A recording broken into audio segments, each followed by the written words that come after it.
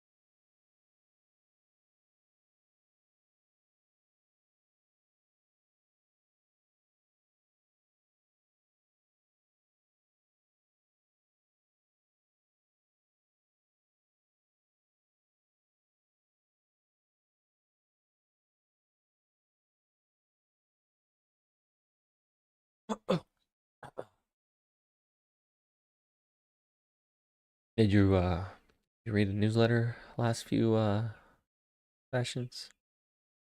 Actually, more importantly, how are you? Did you guys do okay during that storm you guys had last week?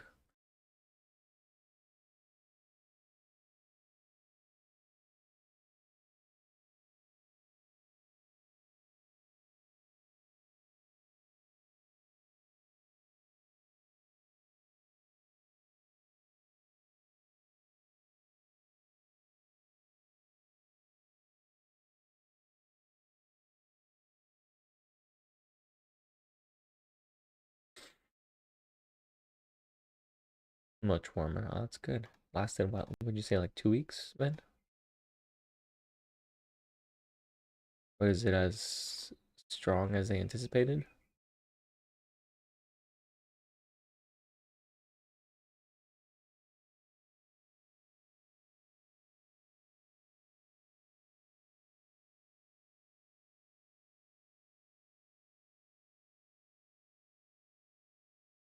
Yeah, dang. The first time that happened?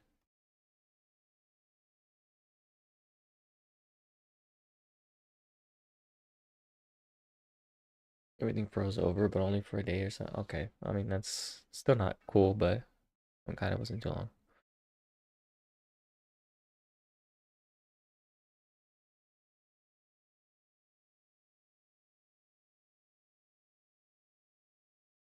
Oh, it happens every year. Oh, I don't know why I thought it was like a once in a, I don't know, a few years.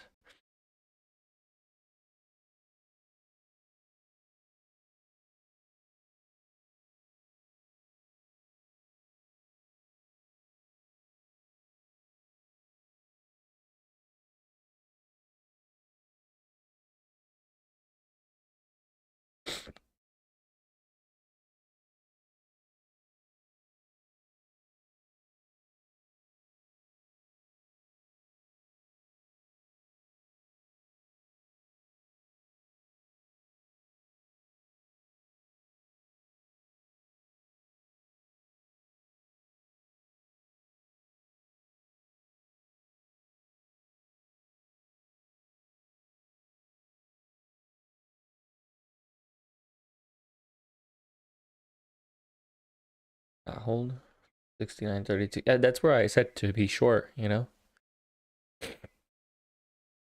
That's where actually, that's where I'm short from, you know, last night, yesterday at the close, that's where I went short and I swung into today.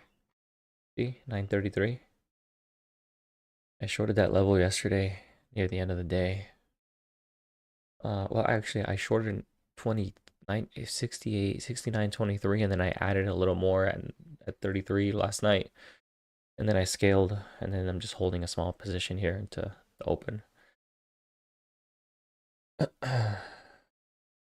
yeah, I mean, that 32 area, I mentioned it for a couple days, how important it was.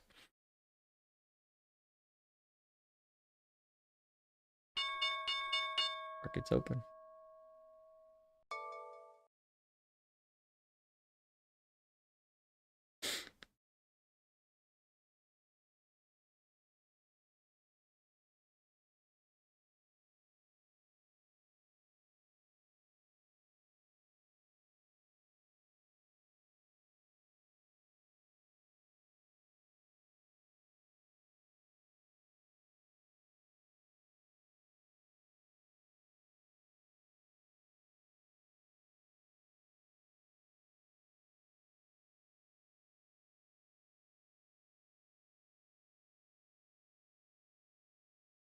As we kind of sell off here, I'm definitely gonna tighten the leash on this. I'm actually gonna cover this here now. As we break the overnight low, I have another count that's short too, and I'm gonna trail this one and see if we can attach the 20s. I like the somewhere between 30 and 20 for the cover on this one. But I do think there's gonna be a snapback rally. I don't know how big, but at the they'll put in a squeeze. It's very common for that to happen after a large cap down. Could be right here. Who knows? I don't know if it's gonna be a real rally. Need to recover at quite a few levels for it to be a real rally. Yeah.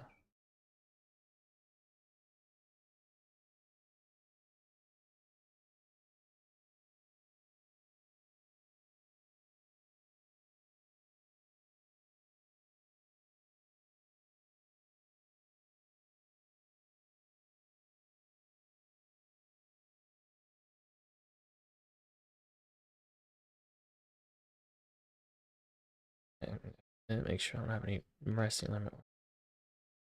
Yeah. There's this day where I was in profit. I had back to around 8, 9. It can reclaim. Uh, yeah. I mean something like that. Yeah. Okay. If it can reclaim that 80s, 70, give or take 77, it probably retest the 890 and um 900, something like that. They're doing a sharp rally here again.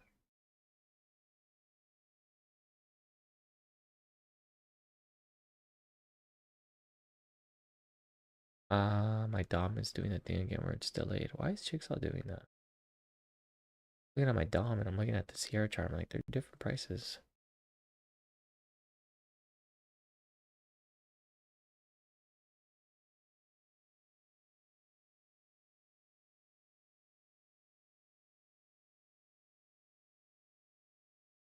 I have a take profit on this. Well,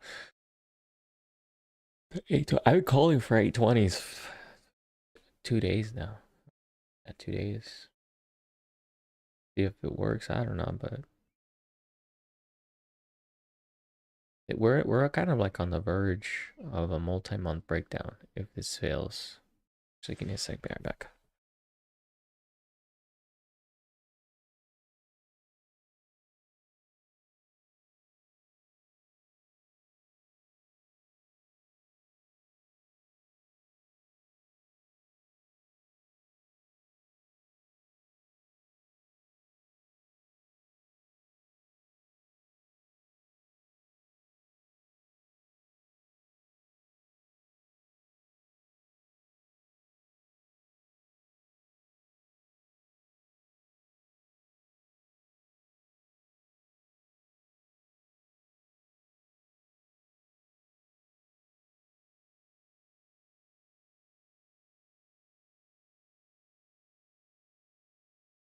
Everybody.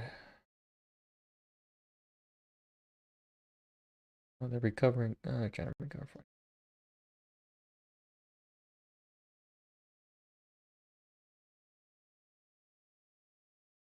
it. I'm just gonna close this out. 51. Okay. Yeah. Okay. Good trade. Yeah. I think it's about 2,000, 2,400 in 3 accounts. I closed one of my shorts early last night by accident. Kind of frustrating. Anyway, there's one that made 400 and I closed it by accident and didn't want to re-enter. It happens. Yeah, I was just gonna tell you about how I had another issue earlier last week too. I had a resting limit order on my DOM somewhere, and so I went to go check my performance the other day, and I see one of my accounts is like fluctuating P&L, and I'm like, what the fuck, why? And it had filled an order, and it was red on the day, and it had filled, I'm assuming, a while into the day, and I never noticed.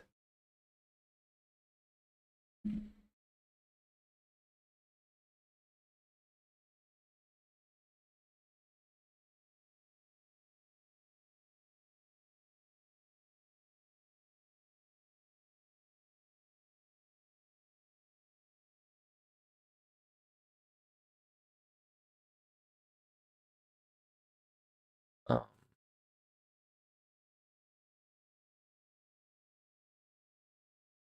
yeah.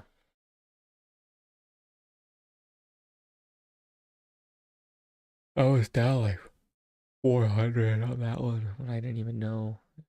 I was a profitable day, but it ate into my profits, which sucked. So now I have paranoia, and I always check to make sure I have no resting limit orders. Yeah, no, I don't. Okay.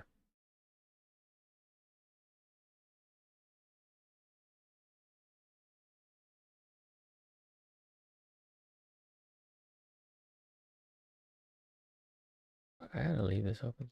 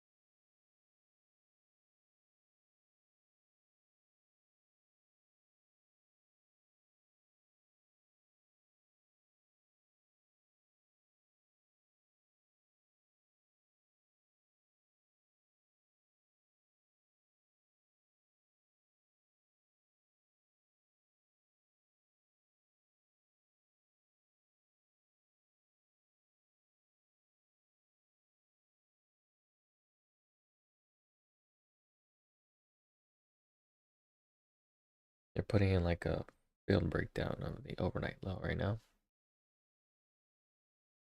It's very common after a gap down like this for a field breakdown at the overnight low to happen.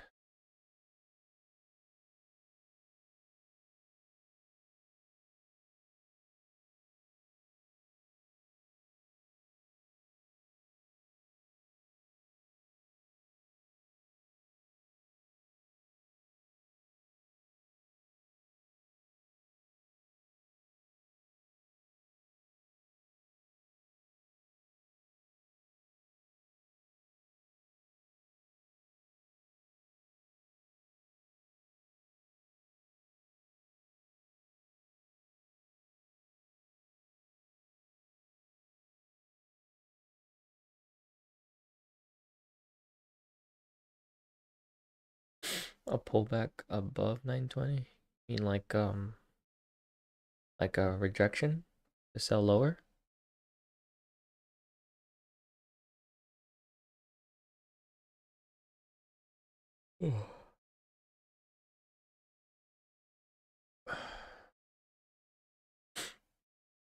Rejection?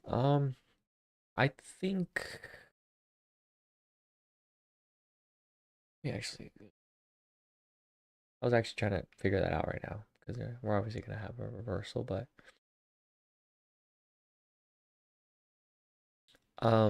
it's gonna. I would say that bears would like to see at least a rejection here that would align with a strong downtrend. As we start to get in between 20s here, this is kind of choppy now, given the value that's held. Where it would be the HVN, and so I would probably. What's up, Coco? I would say that 905 would probably be the best one on a failure. Like 905, 898. area.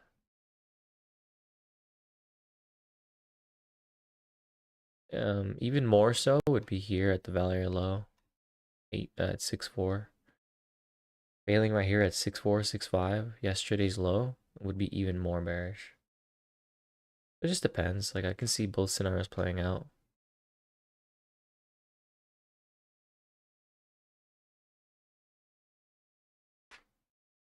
Stopped you out during news. Fuck yeah, I'm sorry, man.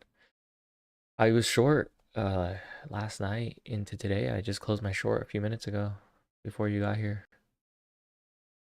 I was short on ES at 69.32 or 33 average. And then flushed down the target.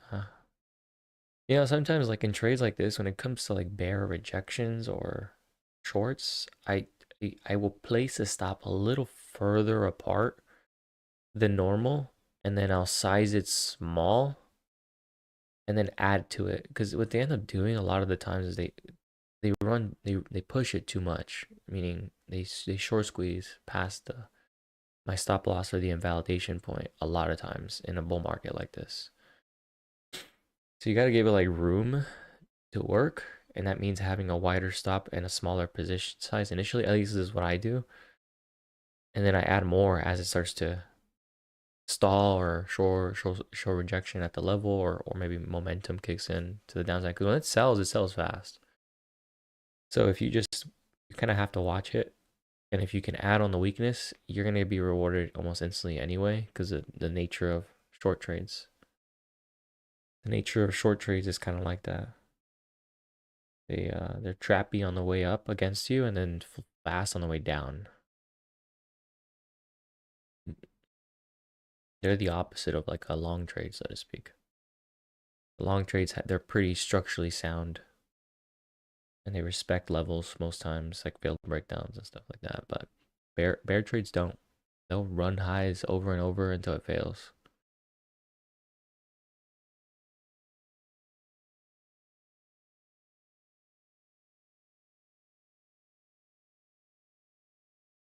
So I have to trade short trades differently than long trades. I have to be more nimble with them.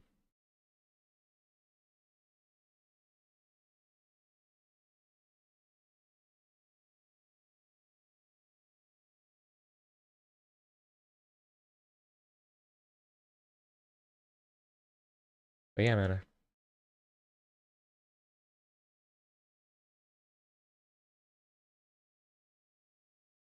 was a good short overnight. I will see how. I think I'm gonna give this a few hours to play out. I don't think I want to be long right away. I, I do want to long if they can reclaim, but I don't.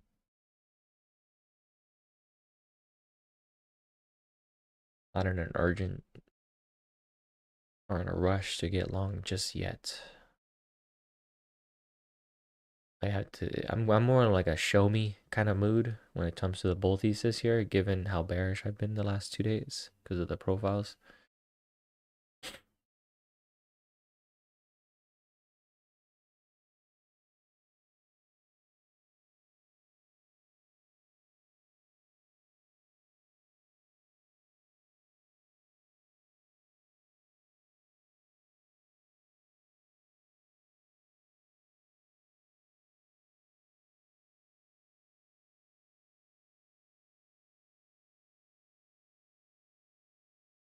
Just chilling. I have a plan for it for a long, which is here. I'll see if I can pull it up on my. Oh, sorry. The 68, it's 68.20. That for sure would I would definitely be interested there for a long. The other one's a 68.75 reclaim, which is kind of where we're at now, or kind of breaching that area.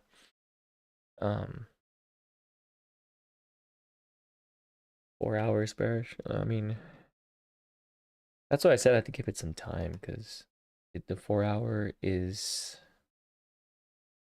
like we're so far away from the 4 hour closing that I would probably lean on the 2 hour for now. Um, and then go from there.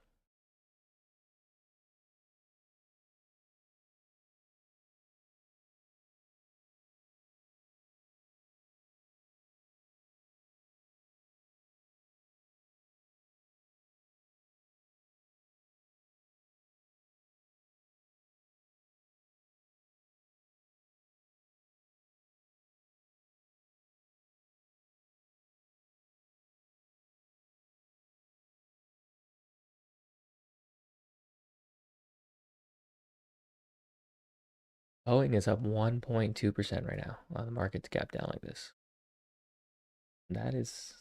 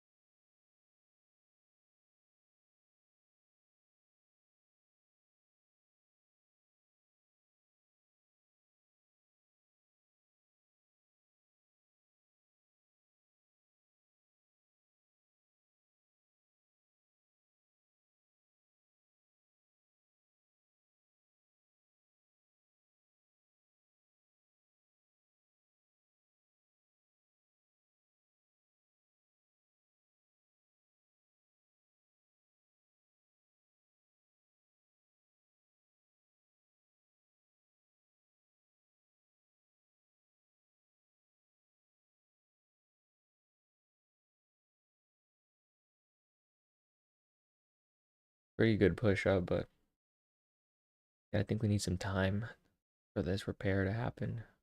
It's I'm gonna be sitting here doing nothing for a while, so um, you know, it's not gonna be very entertaining in terms of positioning. I um I have to see what the bulls are capable of after this cap down.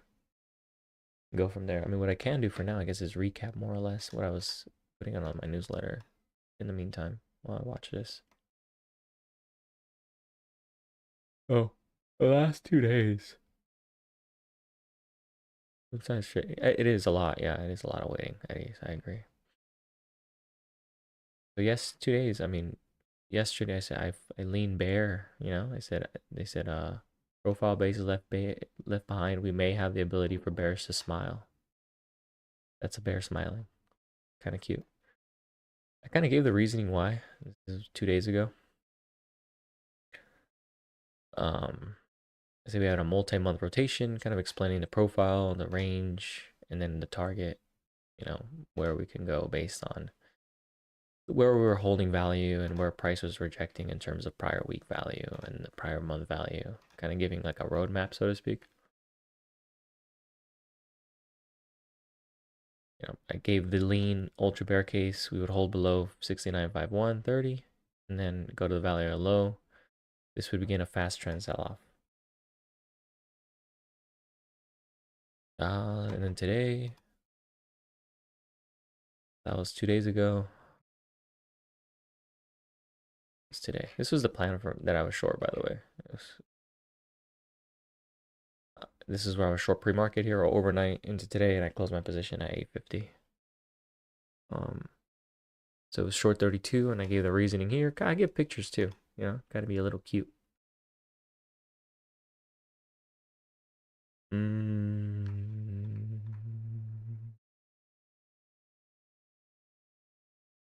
There it is. The profile looks ready to distribute on the break below 69.75. Value or low. This was last night before we broke down 69.75. That's where we're testing right now. I said the HVM pit stop was 68.45, and then the final target on distribution would be 68.25, 68.20. So we kind of made a pit stop this morning, and then we're trying to retest 69.75 profile distribution. You can see the profile had not distributed yet. The lows are on here, and the profile was very thick still. And then we distribute this little excess. The question now becomes is like, do we continue to reject below value or low? And if so, we distribute this, and then this becomes a thicker part of the profile and accepts lower between here and here. If we accept lower between 45 and 20, then we head lower. But for now, that's what I'm kind of waiting for. Is like, is the market going to reclaim above this distribution phase and then retest 900s and then reclaim and hold, or is it going to hold below 7.5s and then continue to redistribute, continue the trend down? Right? So it's context related right now, waiting.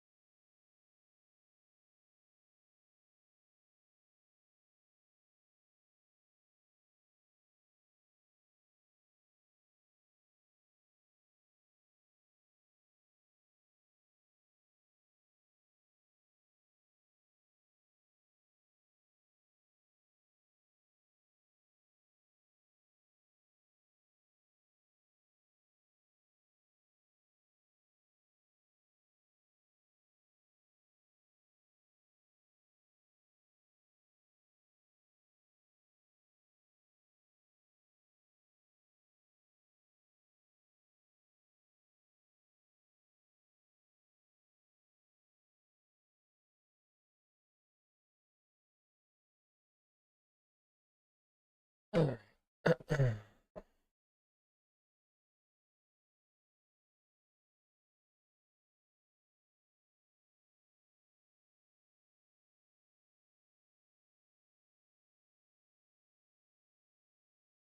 we're rejecting the the VWAP, which is important, but also the area, like I mentioned, the 75s. We're rejecting that area still.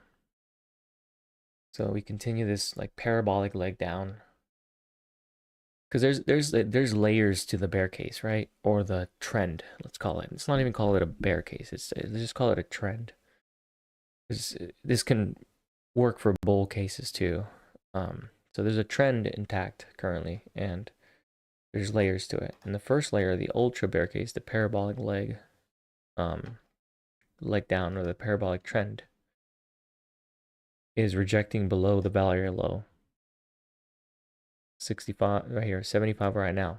If the bear, if the parabolic case accepts above, then we have a base case, and the base case would be the 6905. Holding below 6905, would be the base case for the downtrend. And then the downtrend or the trend in general just does not exist if we start to trade back into 915, 929, then we just become back to neutral. The slight bear, you know? So that's what I would say right now is like developing what the market wants to do, how parabolic is the trend, and then what levels being respected in relation to that trend. And then trading in favor of that. Being aware of the higher time frame trend.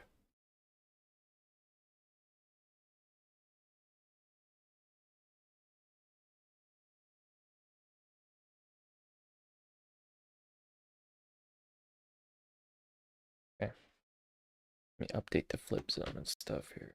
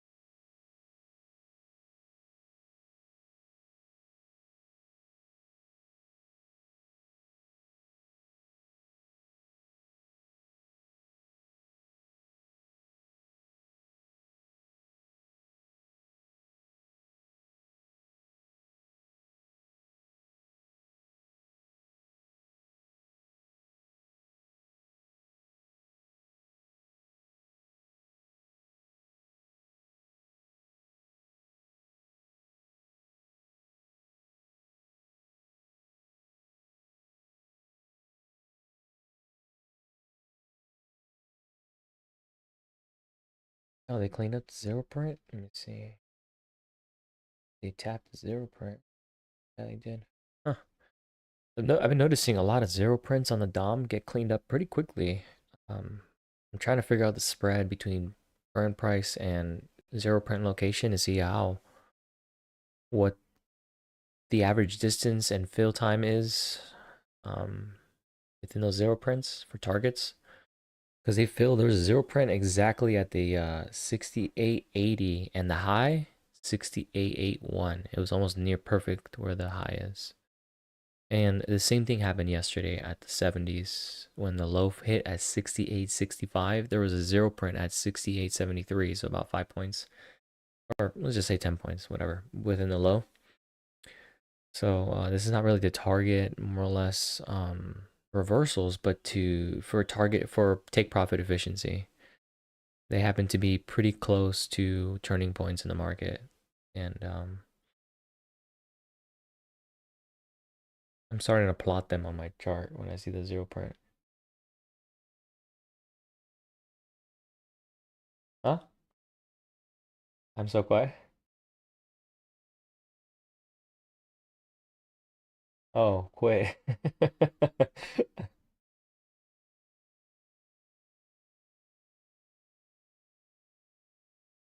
Hmm? The what? Oh yeah, yeah.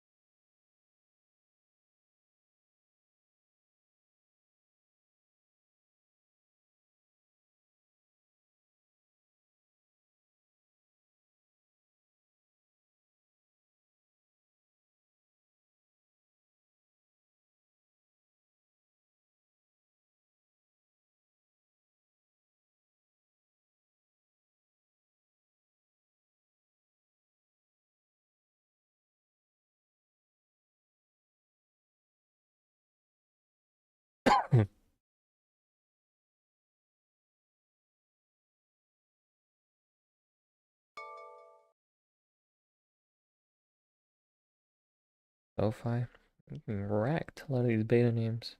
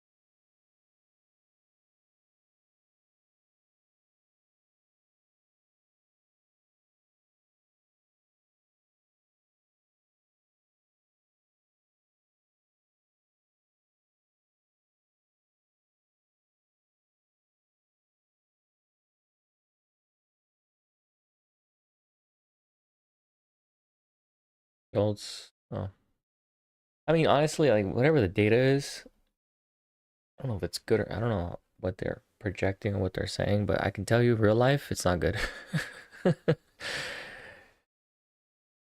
It's not good, based on what I've seen.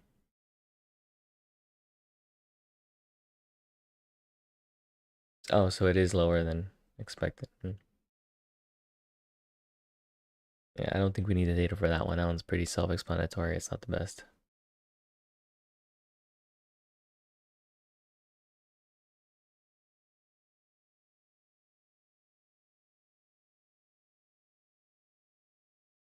Yeah, yeah, I'm sorry about that, man. Yeah, I mean, I've seen it too across my industry where I work, and I know it's not the best. I mean, to be honest, the market hasn't even really moved on Jolts or CPI anymore in a while. It's kind of ignored all that data. Brutal out there, yeah, man.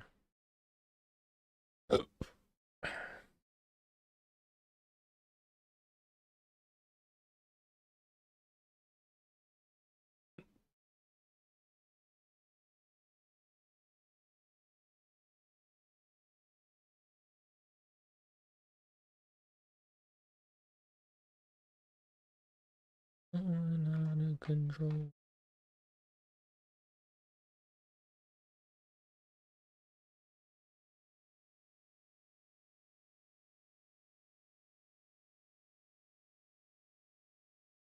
No one cares to look. I think they're just like hopeful that things will iron out with AI or whatever innovation we're kind of going through because it always has, you know? Like any innovative way we've had has always resulted in more jobs. I don't know if this time is the same. It looks more like the opposite. So at least current environment looks like it's more deflationary in some respect, but also companies are going more lean. They're not hiring as much and laying off people too. They're becoming more efficient, but it's a double-edged thing so far, is what it seems. I'm sure there will be, jobs created. I don't think it's going to be as quickly as we have had before. When Netflix and Amazon, Google and those companies came around, they needed a lot of high-paying degrees and jobs they created, and Amazon obviously created a ton of employment with as it expanded and grew. So and that was probably what the market's anticipating, something similar to that wave, but it's not looking like that's the case so far. Yeah, and so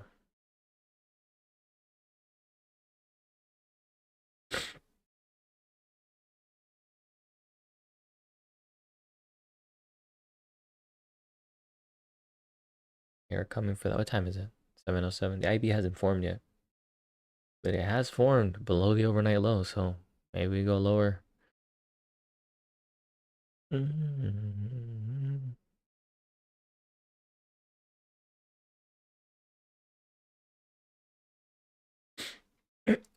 So yeah,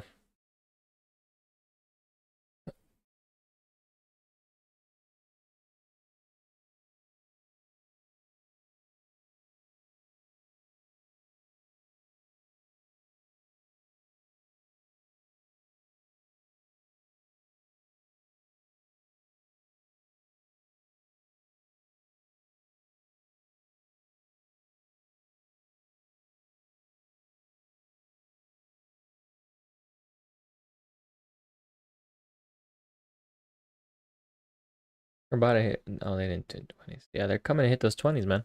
There you go.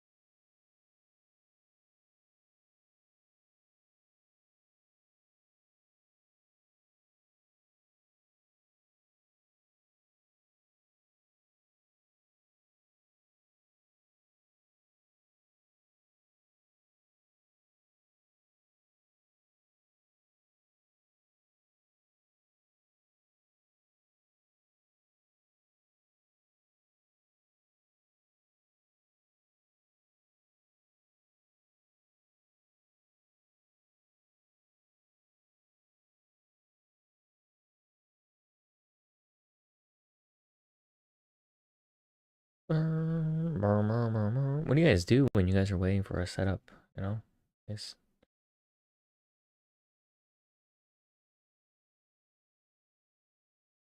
Tell me you guys are always itching for a entry. From 2 weeks ago. Yeah, that's the low I've been targeting. On the newsletter, the 820s, at least on the S&P. I haven't looked at the NQ where that is, to be honest. But as the S&P, as it relates to the S&P, that's the value area low that I've been targeting. Right here, it's right there on my chart. Week value area low, right here. That was a target that I gave on my newsletter.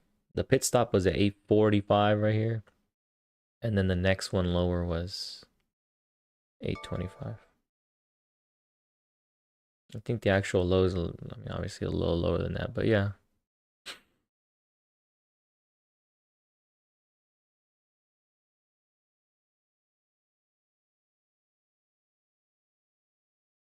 There's a 25. And this is where I want to be long, you know? This is the bull plan kind of kicks in here. Where's my bull plan?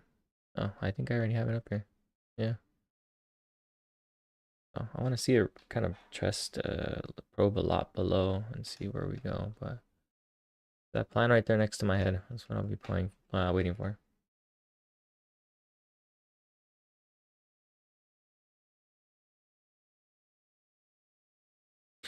We're reaching 25s now.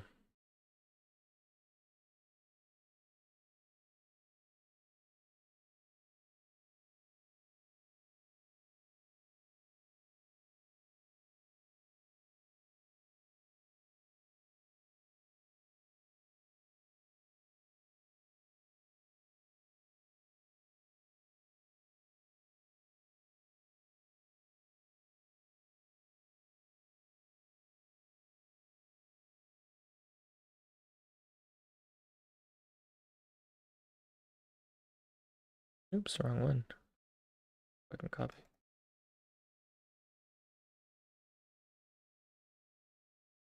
Nope.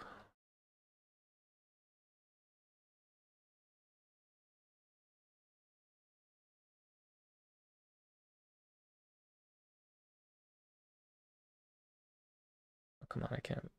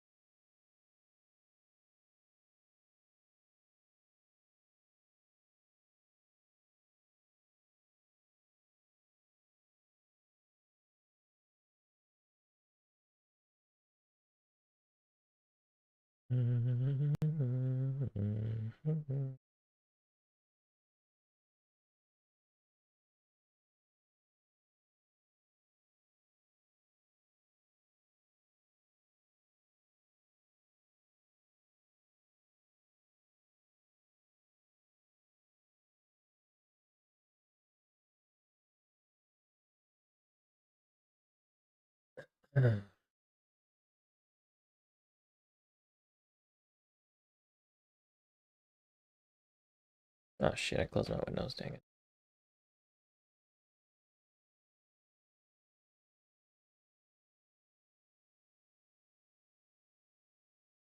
Now we're approaching the bull thing. We'll see if the bulls can manage holding this area again. And this is where I want to be kind of hawking for a long if it's gonna work out. But I'm in no rush yet. You gotta see it do a couple things.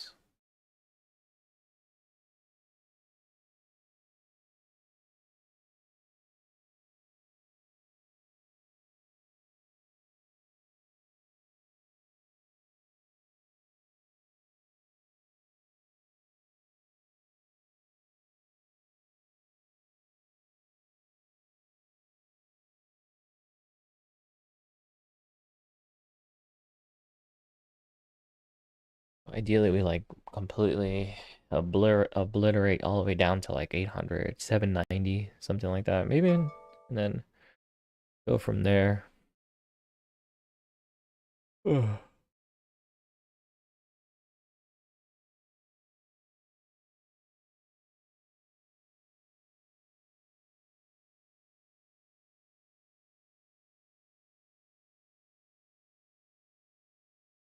Time is it? 7:15. IB has not been set yet. I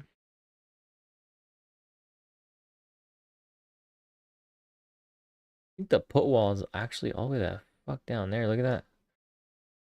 I think the market makers are pricing in a tap of I don't know how accurate it is. I'm gonna reload this in a little bit, but 670. I mean 67.20. I don't know if that's just a run on risk or like trying to hedge, this move down or what. Pull back. I wouldn't. I mean, yeah, if you want to test the waters, but I'm gonna be waiting.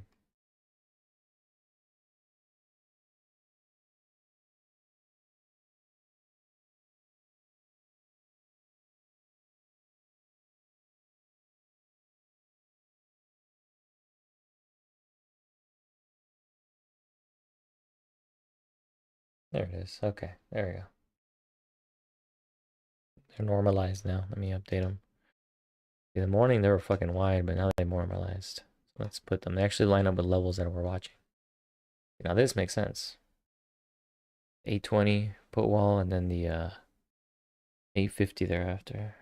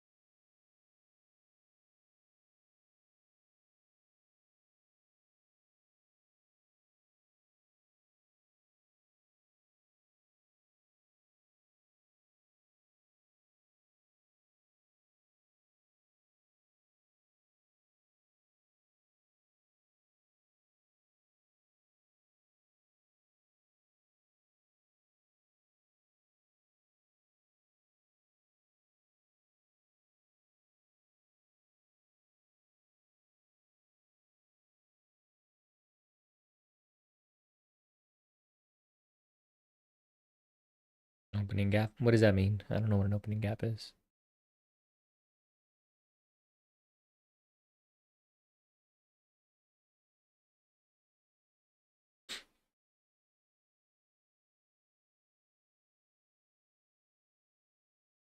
I like the reclaim here. If it does 30 at 35, some 835, I'll take a long.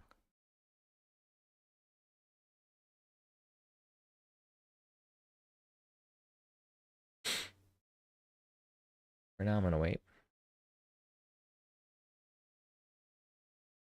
So NQ like reclaims the overnight low, and then S&P reclaims 835. I'm willing to try that to target the 48 and then the 65 after that. 848 and then 865. See though. Oh, okay. So it's like a cash open a gap from ETH. Oh.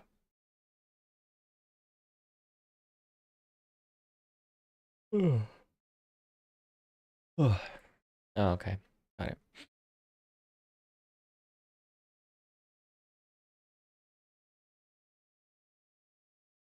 Going out of control.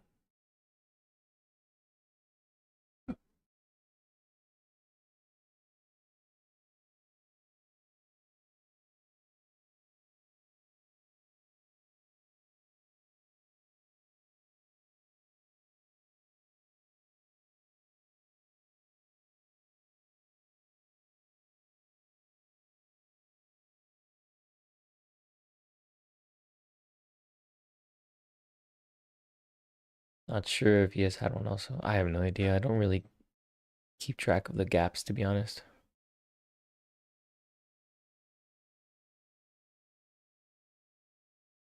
Ugh.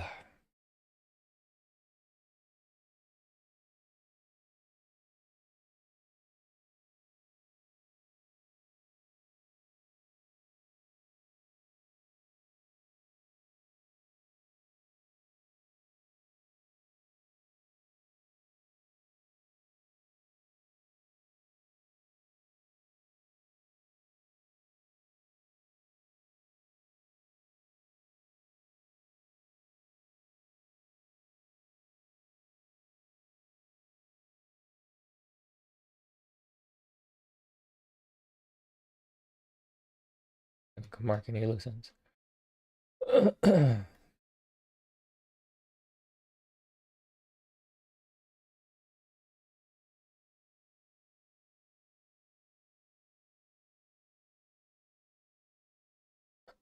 So ignore the Dom on Jigsaw. For some reason, it's still wrong.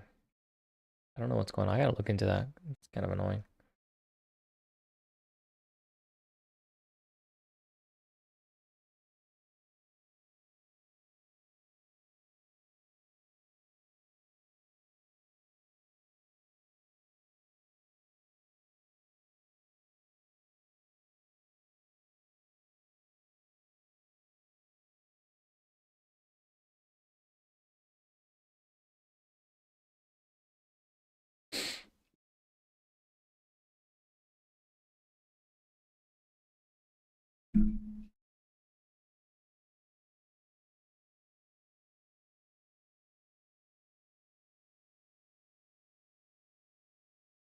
Got 8 more minutes to the IB.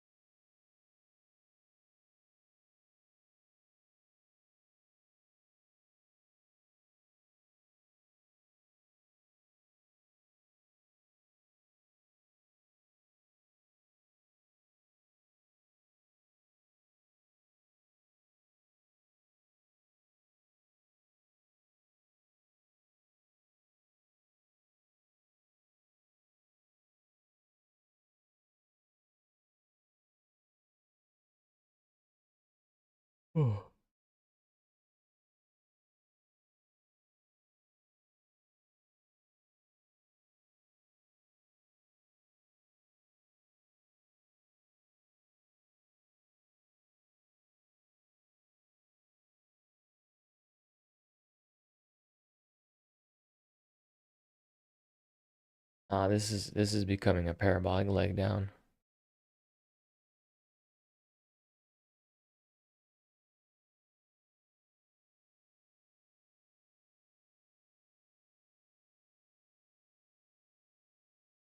Yeah, this might go even lower, dude.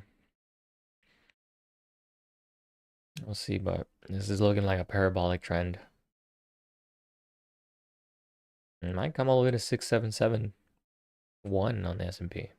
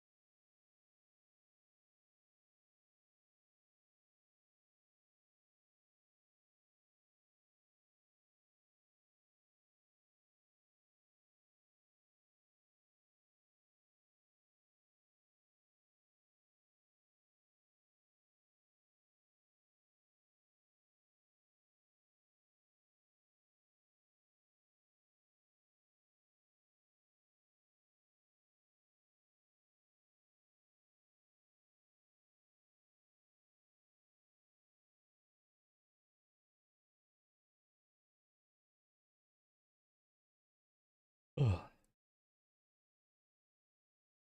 25.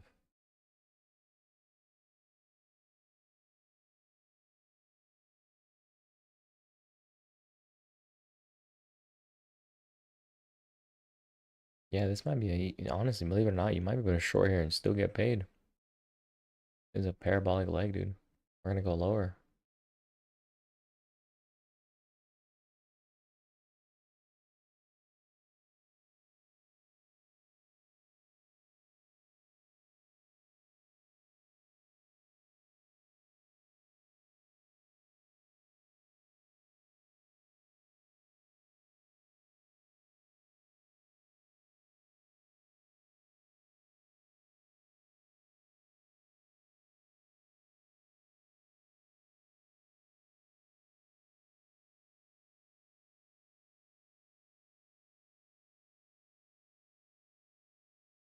Mm-hmm. They rejected 25s right there. It's going lower, dude.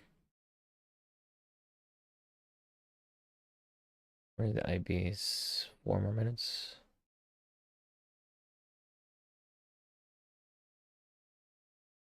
Yeah, they're going to change because the value high and low is being based on the time that you're viewing. So if you go to your 5 minute chart and your 15 minute chart, they probably are compiling a certain amount of data in terms of days.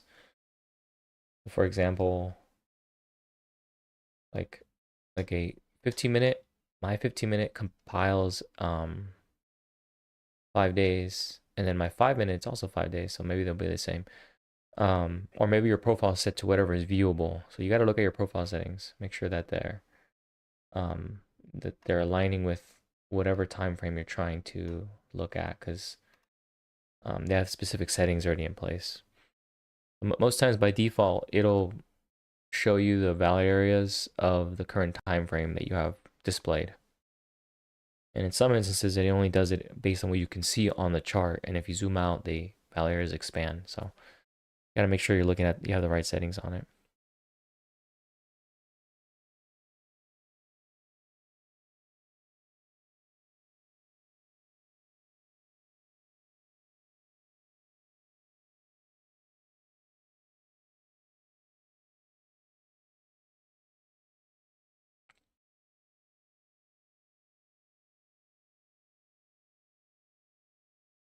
Limit orders? What do you mean? I'm sorry. What do you mean snapshots? What are you talking about? I'm a little confused.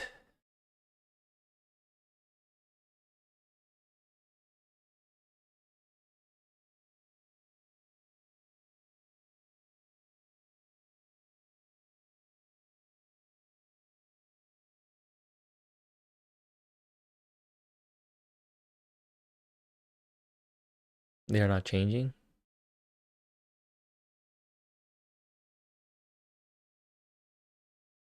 Oh, yeah, they're just snapshots. It's not. You're referring to the bubbles on the chart there, I assume? Because on the depth of mark on the small time frame chart there on Sierra. Good morning, Mr. Knifeart. Or good night. I know it's late for you there. But it's no on the Jigsaw Dome. Oh, I wouldn't even look at those, to be honest. It's level 2 data. If you want real level, like the real depth of market, I can like I have these DOMs here. These have the real orders on Sierra. This has MBO data, so market by order. This is the true depth market. The ones on Jigsaw are not. They're not the real ones. I wouldn't even look at them. But the ones on Sierra right here, those are the actual. These are the market by order NBO data.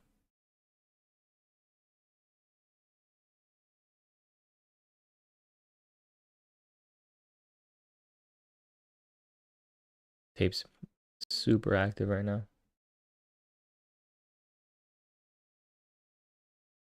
Yeah, no problem. I mean, I'll end up closing them out a little bit, but yeah, I have the data. I just don't use it. as far as it relates to limit orders on the DOM.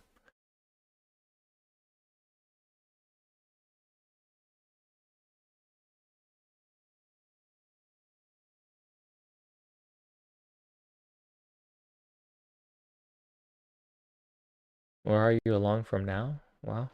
What do you mean?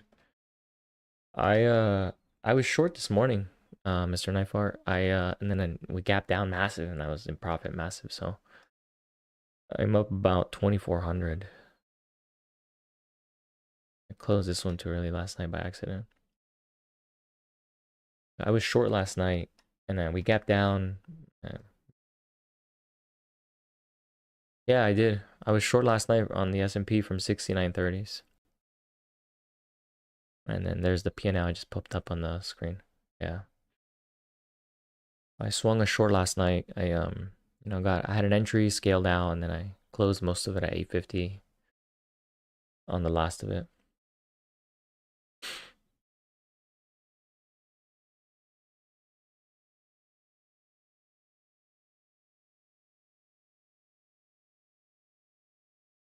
Pretty solid day already. I'm just waiting to see if we get a reversal at this zone. As of right now, it looks like parabolic leg down still continues. The plan that I have and I'm waiting for is right next to my head. It's the 6820 weekly low failed breakdown. We'll see if it sets up or not. On my assumption is we should test as low as 6794-ish. So we still got 20 more points to go before I'm even interested in the bull case.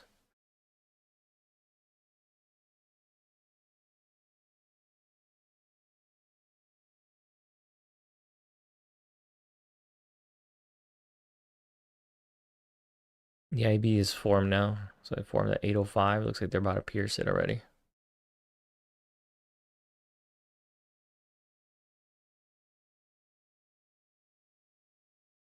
And there it is, IB low broke.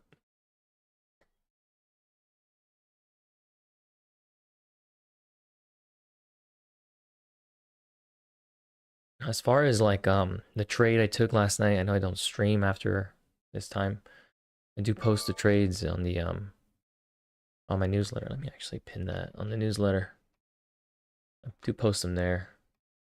All my analysis and entries and scales. You know.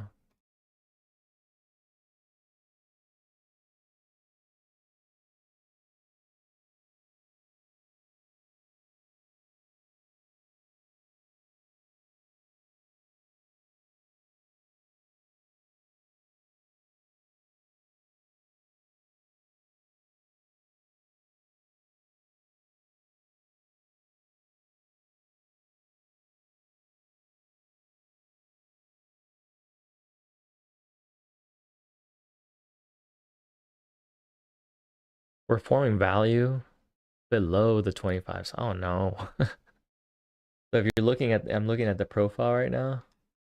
You can see this, the blocks, they're starting to build value underneath here, which is not a good sign for bulls. This is going to turn into a parabolic breakdown, honestly. Like a massive one. We're going to come straight to 6,700. We can drop another 100 points in a matter of maybe today or into tomorrow, depending on how we form value. But we'll see. Because we're going to end up having a B profile distribution. This is, you see this? If we start to do this, see this curve, the profile, like that, like that. It's starting to put in a low volume node right here between this value area. Means it's rejecting this prior value area. Not even testing it. It's how quickly it's moving. It's not backfilling it, nothing. I mean, it's still early in the day, but that's what I'm seeing as of right now. It looks like it's gonna full margin short. Why would you do that? Don't ever do that. It makes no sense.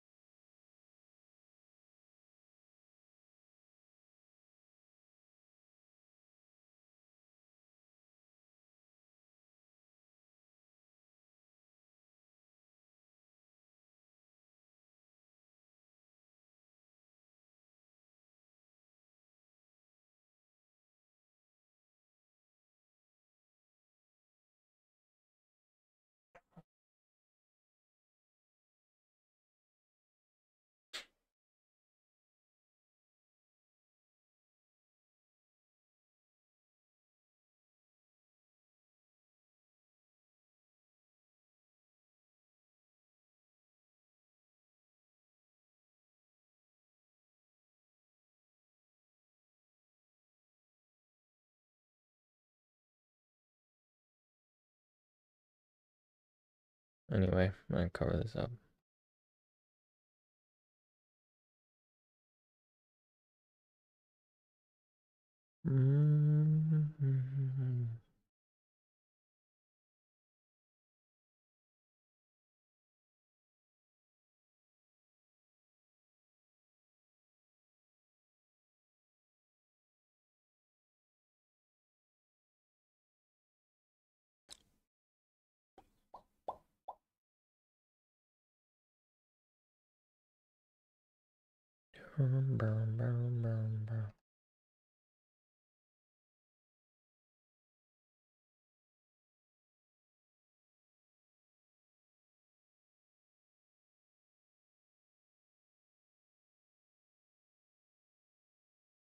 Look at it trying to curl up a little bit. Any 0% up here.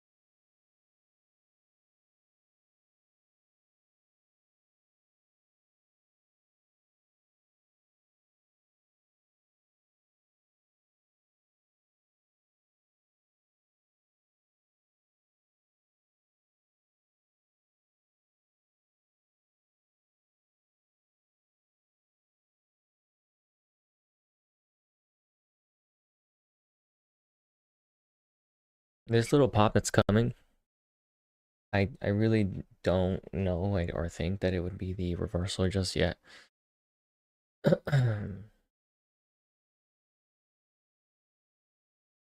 This happens a lot where you get an initial bounce and it looks like it's gonna be the one, and then it fails and it makes a new low and it just traps everyone.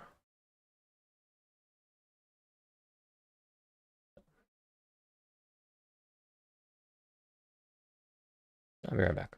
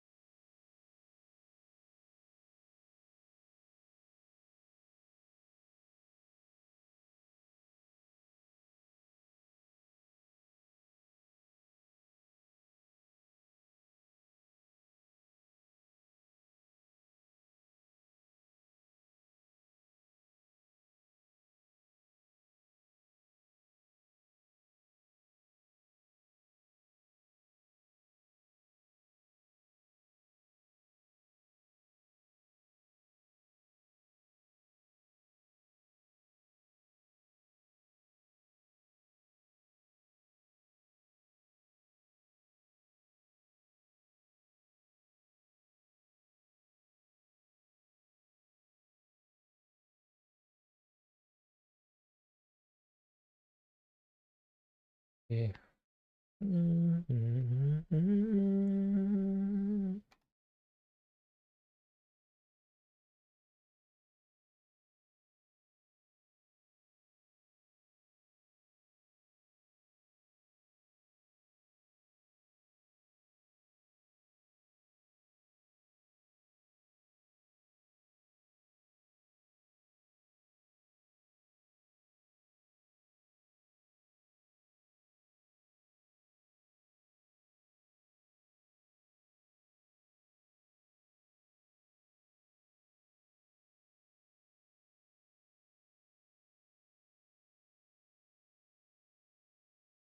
Yeah, that's actually Very true. Today, after it's been a few days where they have not been synchronized. Today is the first day in a few days they're actually synchronized. Yeah, I agree. Yesterday, no. Day prior, no. For they've been unsynced for some time. I mean, don't get me wrong, they have traded in somewhat a similar fashion, but they are more synced today than they've been in weeks. So, I agree, and that mainly derives from the fact that the Dow is also in sync. The Dow has been kind of doing its own thing the last couple weeks, as there's been a big general rotation in the market. So, yeah, they are. I think this is a good sign when they're all in tandem because then reversals are much more clean when they trade in tandem.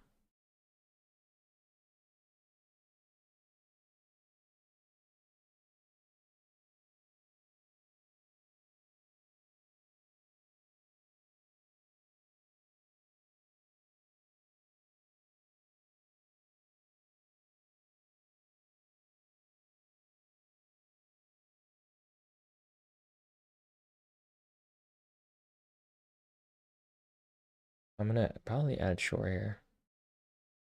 Maybe a tight trade, small trade, tight trade. I don't think this is the reversal to be honest. The bounce to sell into so far. Gonna be a small trade. I don't think it's a breakout. I think it's a trap potentially. I'm gonna I'm gonna put a tight stop though. Like I don't want to see it get above 36s or so.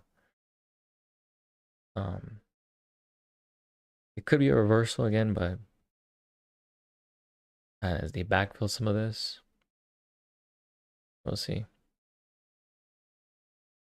This happens a lot. And I'm telling you this from experience. Like I've seen this happen where the reversal this early in the morning, an hour in, it looks like this is the one, right? And it'll go, but ultimately ends up being a trap, and it doesn't reverse until the afternoon, late day. So based on my experience and what I've seen a lot, I'm gonna short this here, tight stop, and then we'll target a new low essentially, whatever the new low is. I'm taking it small. I'm not really willing to risk a lot on this trade. Target the 800. But the first pop is usually a trap on days like today. We'll see if that holds true today. I could be wrong, right? I mean, never know. Taking it small.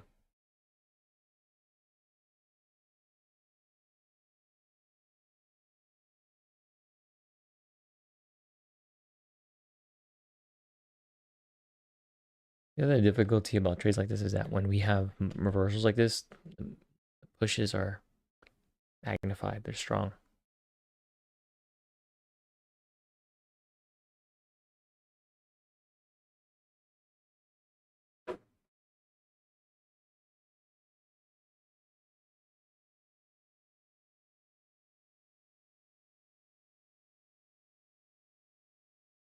In your bag, right?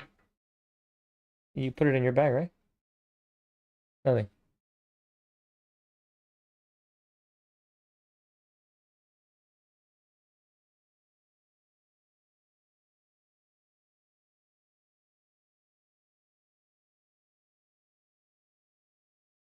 Is that not? Yeah, I mean, I'm always pretty much trading like this. I don't really fluctuate too much.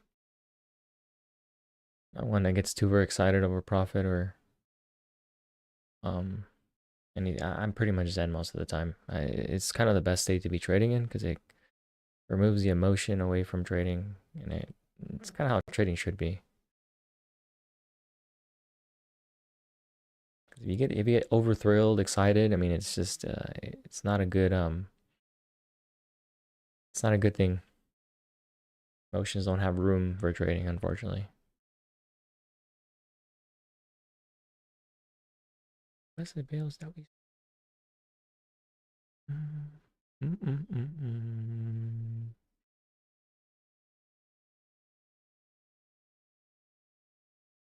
The pay-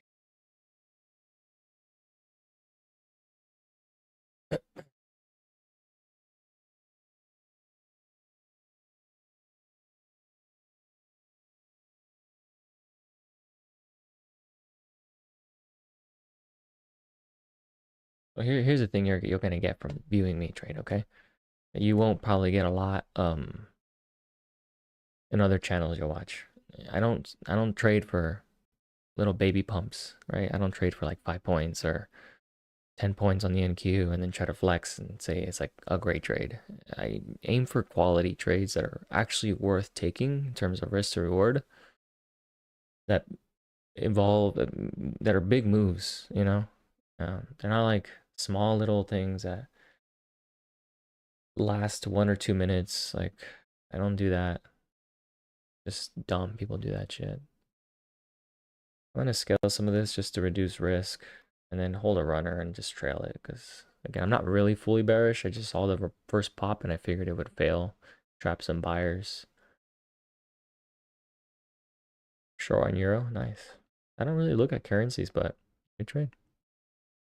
Dow as well. Dow flushed hard, so I'm not sure where you got on that one, but Dow was broke down from yesterday's overnight low.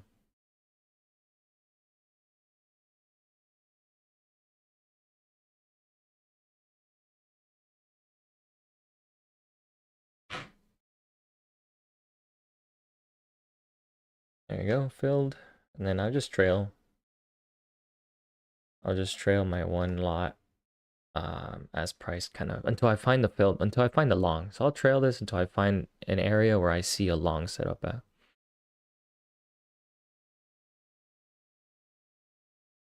You don't think? Yeah, I think it can. I just don't, doesn't look like it right now. I think it can come back to the overnight low. Yeah. Thing is, like the Nasdaq already did that. So if we're referencing a level based on structure, I would say that yes, pullbacks on trend days, pullbacks into the overnight low or overnight high are good for ads or entries. In this instance, like I would say yes, but the NQ already did it. Do you see how the NQ already tested the overnight low? It did it exactly as I entered the short on the S&P. So because the NQ did it, I don't think the S&P will, at least not right now. I think it can, but it's probably not right now because the NQ is leading down the whole way. And the NQ led to the overnight low, rejected, and ES followed. But yes, I agree. The overnight low pullback on a trend day is always a good entry for a continuation trade, and that's exactly what the NQ did here.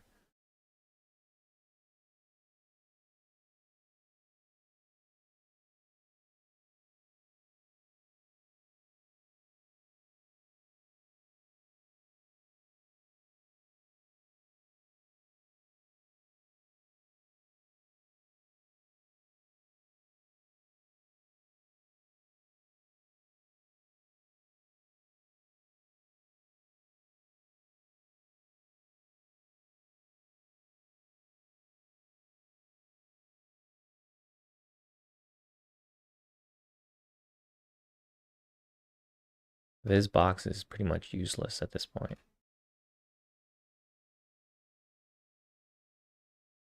Got a nice entry, yeah. Very little drawdown, you know. Next zone I have is 775.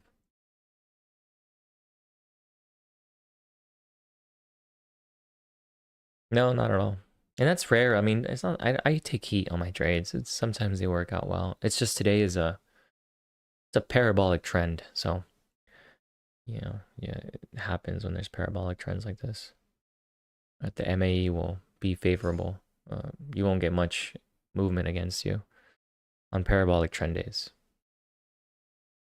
But on a normal day, I mean, like yesterday, I think if you were watching the live stream, I sat on a trade for a while, went against me, went in my favor, went against me. It wasn't like a clean move in my favor. It was very choppy, but I managed the trade, scaled, managed risk, held a runner, and yeah.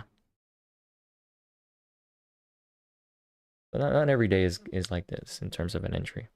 Yesterday, the short last night too, I took some heat initially on the ad at 823 or 923 on the S&P. I went up like 15 points against me. And then when the ETH session started, it gapped down, wouldn't been in my favor. I scaled a little bit, came back to the 30s. I added more, and then that was a favorable add. And it's not always the case though. I just always have an invalidation area. That's the most important thing. Where is my line in the sand? Do you have a line in the sand? You know, that's important to know. Where is your idea incorrect?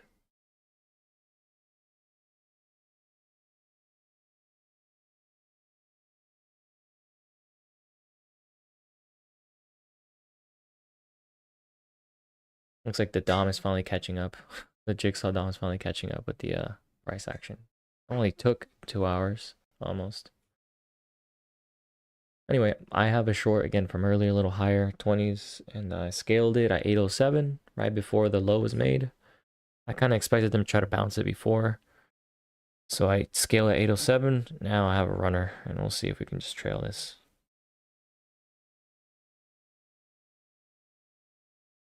I took it small size. I wasn't highly convinced on the setup. I just wanted exposure because I saw the setup.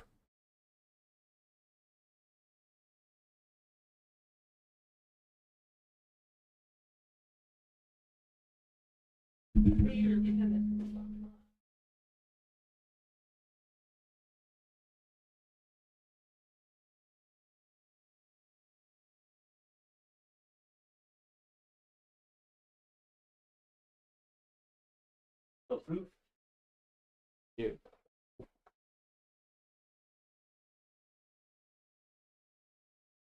Like they're trying to squeeze you. Huh?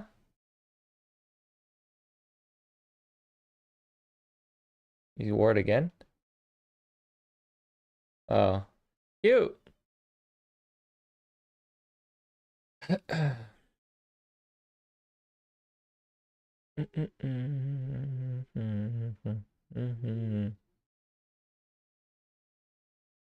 See. As far as profiles go, man, this is not looking very nice. This is holding value under 2 weeks ago. So if this continues, again, everything's an if. If this continues to form value and it builds a valley, right? A valley meaning like a big valley like this. Between this area, the 40s. So meaning that so back to what you said earlier, Gabriel, if we get any bounces that come into 45s, 50s, the overnight low, rejections there mean we're in a parabolic downtrend. So shortable retests of 45, 50s, depending on the context of maybe the next few hours, if we end the day somewhere here, let's just say, I don't know, 800, 790, or maybe lower, who knows? Any bounce the next day, tomorrow's Friday, that tests the 40s, 50s, and they cannot hold above, means we are in a parabolic trend down. And retests of that area are going to be shortable until the volume profile starts to fill out, starts to become thicker and thicker, meaning like it starts to become similar to this. It starts to get thicker. But as long as it remains a valley, it's potentially going to be shortable zone. I don't know if it's shortable yet. I gotta let the price develop the rest of the session and then kind of dictate that tomorrow and then see how that plays out into the next few sessions or days. But for now, I see that, you know, and I'm kind of taking today's context on how things are forming, and I'm planning for the next day or planning for the rest of the session. So as price is developing, it's a narrative. Like price is a story that just never ends. It's a developing story that you have to observe objectively. And it's a narrative that changes with time and volume. So as of right now, at this time, and the volume we've traded, that narrative exists. And that can change in 4 hours. Who knows? That's why I usually do my newsletter and I recap at the end of the day what I said the day before, how the market closed today, and then what I can use based on today's session to carry forward into the next. And I do this every day, you know? It helps me as a trader remember my strategy, areas of interest, trading, writing it out every day. It helps me because it reinforces that memory and it creates like a neural link in my brain where like I just remember when I go into the next day, when I wake up the next morning, I'm not trying to guess what to do, where to XYZ. I already have an understanding of what I saw. And then it just becomes a matter of like, okay, well, what happened overnight? Did anything change? No? Okay, well then narrative sticks and we carry forward.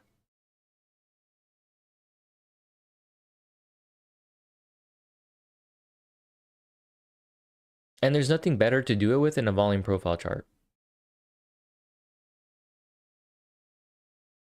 And I think you asked about, if you remember, you asked me about like failed breakouts or like the short trade. The newsletter that I generated the last 3 days gave a lot of information regarding volume profile on why I flipped bearish.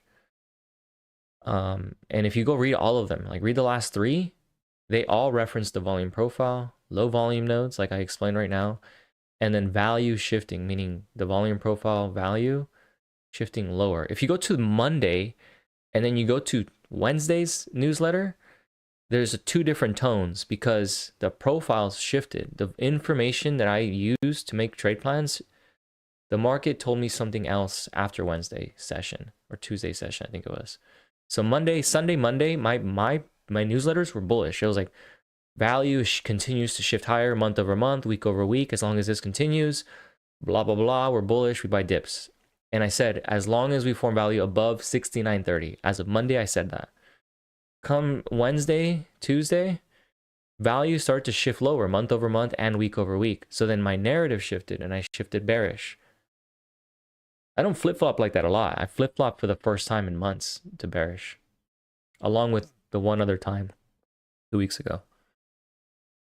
But it's the objective view of the profile that helps me understand context.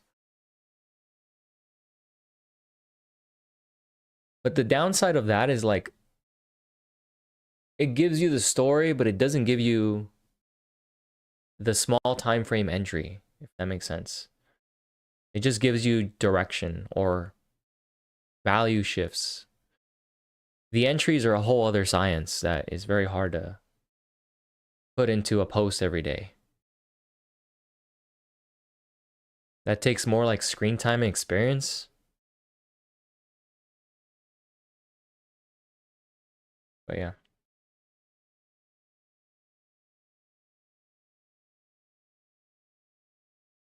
Discretion, yeah. Like in some way, like most of my entries are not discretionary in terms of like my long trades because I only trade failed breakdowns. They're quantitative in some way, like they can be measured. I have a post on that where I give the steps that need to happen in order for a failed breakdown long setup to happen. So as far as like my long trades go, I can definitely do them without such a high degree of discretion. The short trades are where like it's a little harder for me.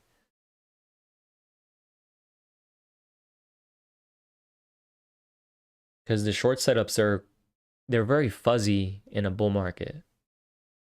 Because they will squeeze hard before the sell-off happens.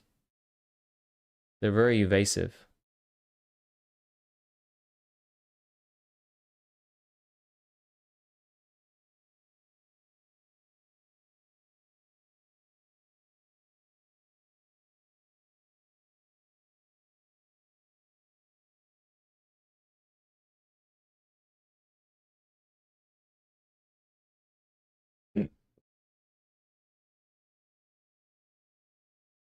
Time is it? 8 o'clock, top of the hour.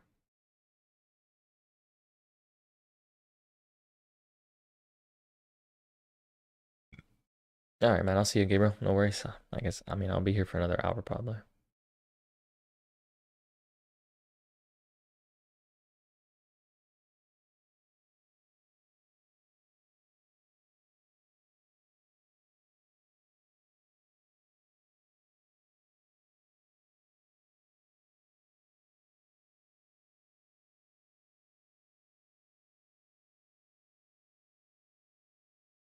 I did. I did scale. Do you see how like my Dom says I only have one contract? I scaled at 807.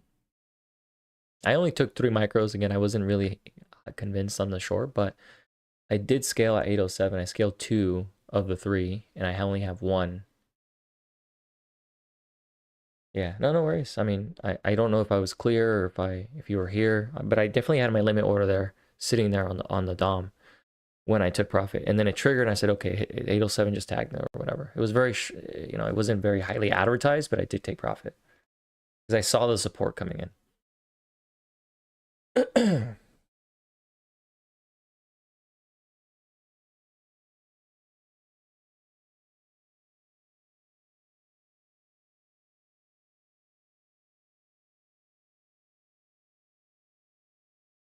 Oh, okay. Yeah, no worries. Well, thanks for being here.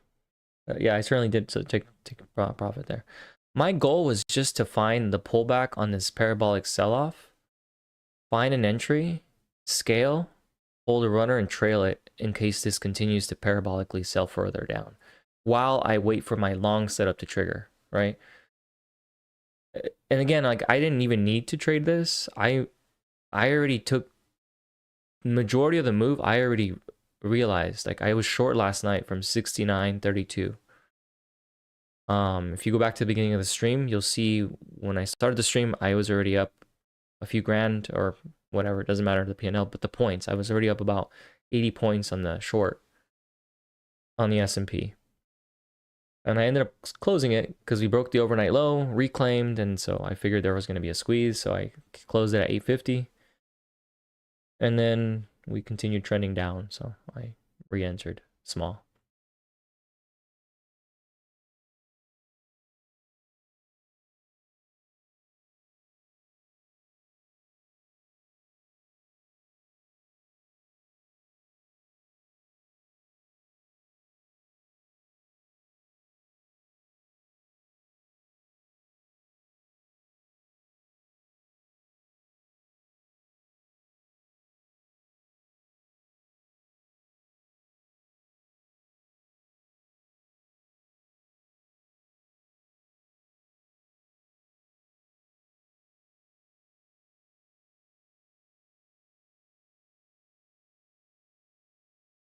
Oh shit, sorry.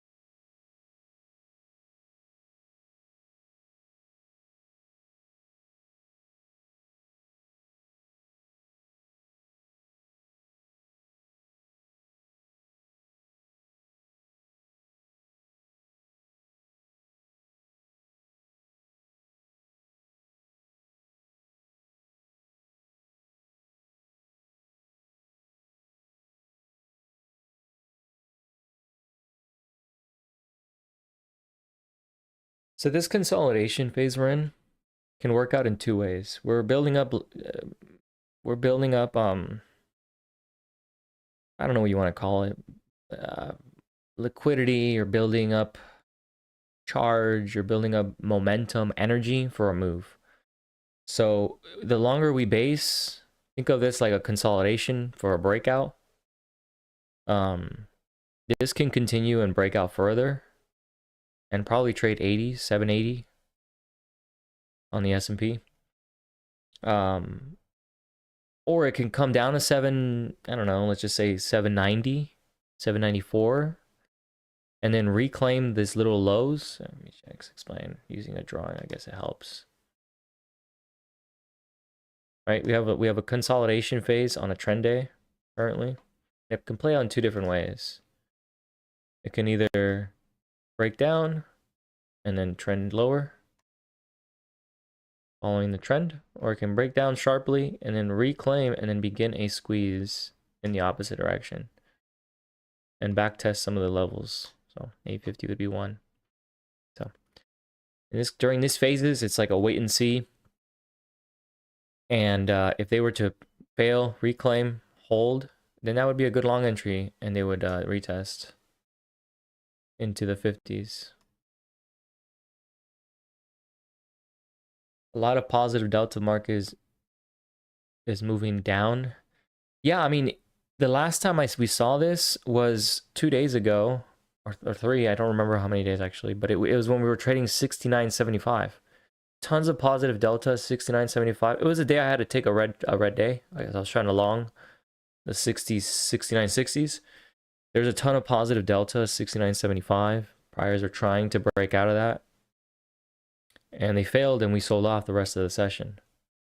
So given there's an effort to buy here still, it could be that they're going to fail, right? Their bulls are exerting energy to break out, and they might just fail.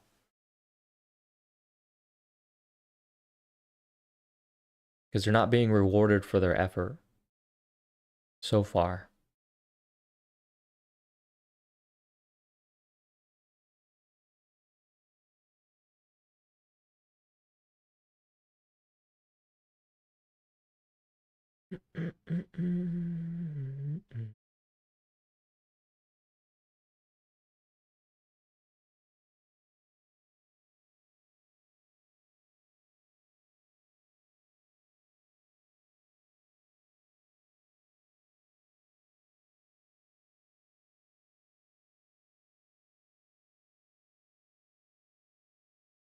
Won't care.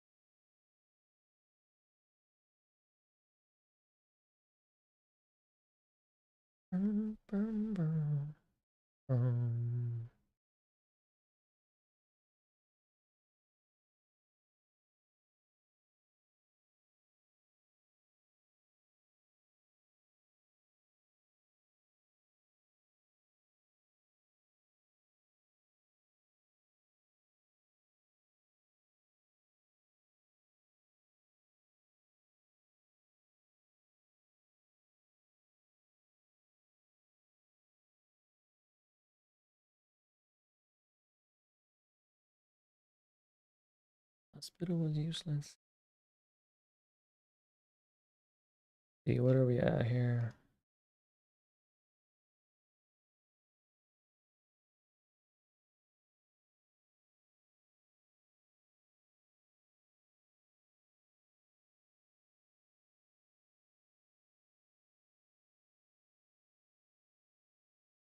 It is going to pop. Possibly. Look at that, you might be right. Look at woke up out of nowhere.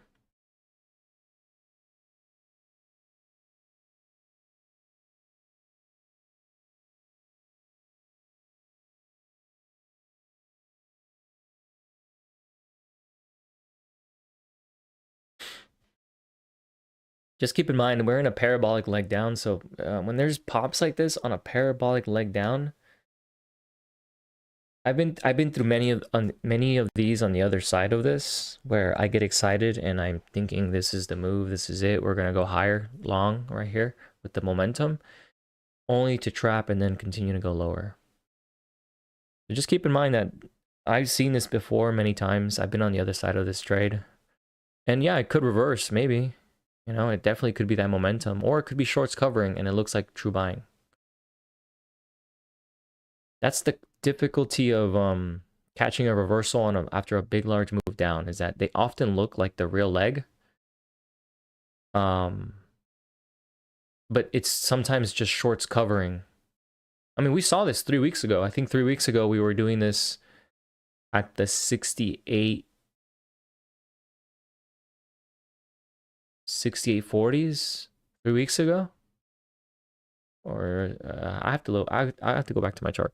But there was a day where we went and we flushed in the morning, and then we rallied like 60, 80 points, and only just for it to come all the way back down, fade out the full 60, 80 point move, and then break a new low and do it all over again.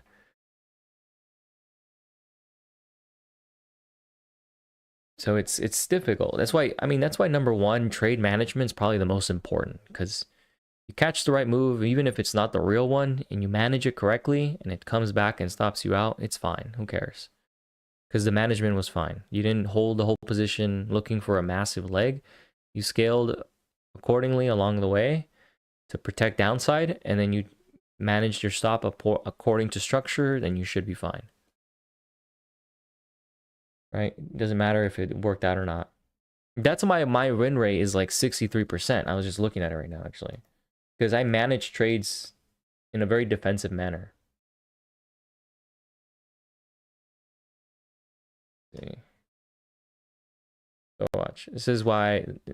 So within, it's probably more than 10,000 I've made in the last 30 days. I can only go back 30 days. It won't let me go further than that. So this account's been open for longer than that. I made more, but in the last 30 days, I made 10,700. My win rate is 66%, lost 33, 175 trades total. 116 trades are wins, 59 are losses. But odds are that like not all of them I flattened out, because all the contracts that I traded were green, right?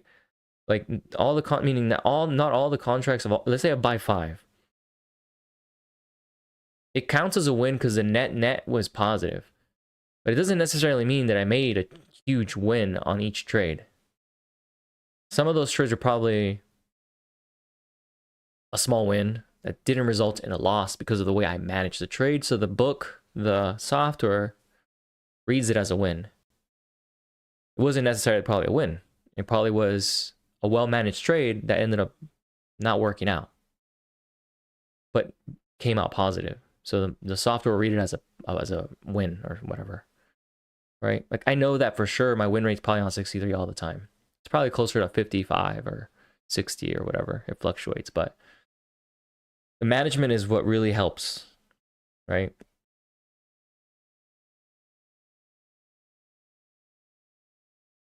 Because I think like a month ago, I think sometime in January, I think it was the first week of January or second week. I don't remember the week. I went a whole week without making any money. Like I was pretty much like every day, every trade was either barely green, like 50 bucks, not even worthy of acknowledging, or $100 or something. And like all my trades were coming back against me. Like I would take a trade, work out, scale, come back, stale me out. So like the whole week I made nothing. Like I pretty much made like only like a few hundred. It didn't even count. The whole week was just full of losses, so to speak, not unrealized trades.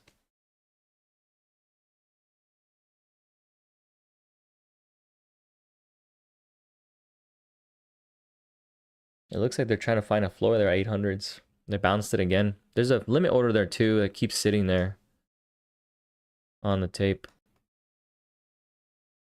There's a couple of them sitting there on the tape right there, 800s, and even below. I'm not sure if they're trying to put a floor in, but it looks like they may be trying here. Got a strong move. Is it top of the hour? No, it's not.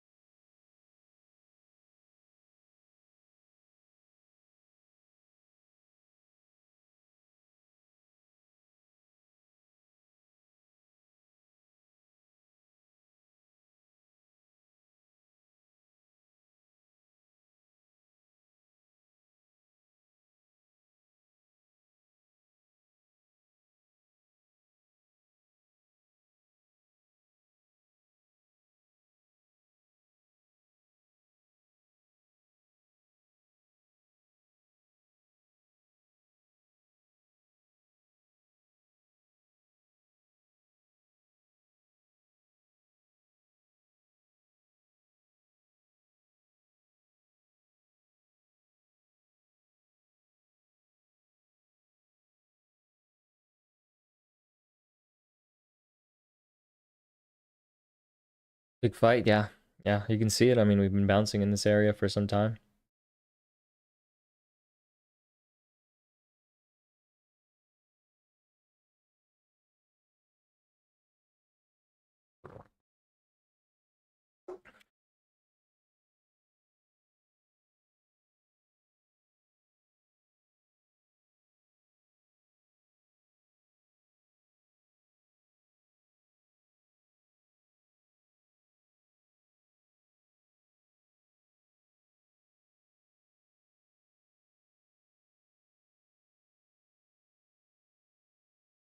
Hey, what's up, Mr. Ice?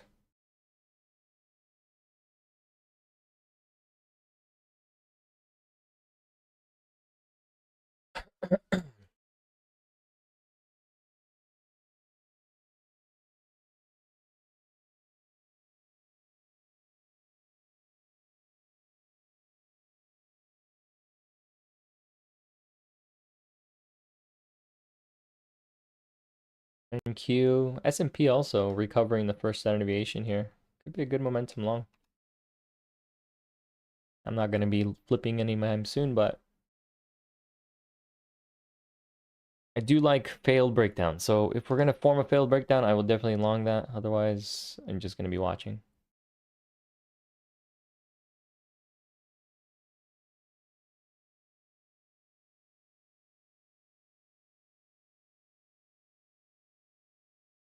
But right now they're putting in a reclaim of the little micro range we're in.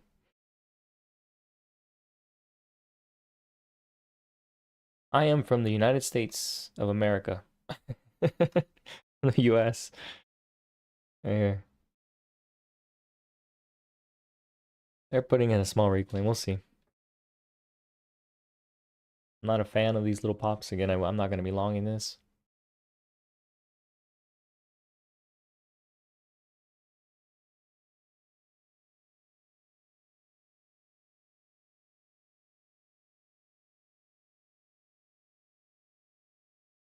You love the US? Where are you from, man?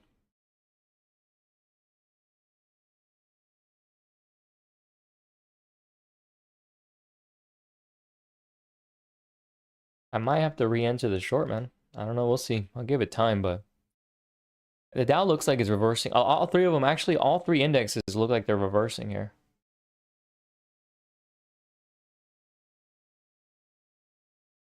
The Dow's also putting a little bounce. I mean, the NQ is the first one up. We'll see. I'm still leaning Germany. Cool, man. Well, welcome.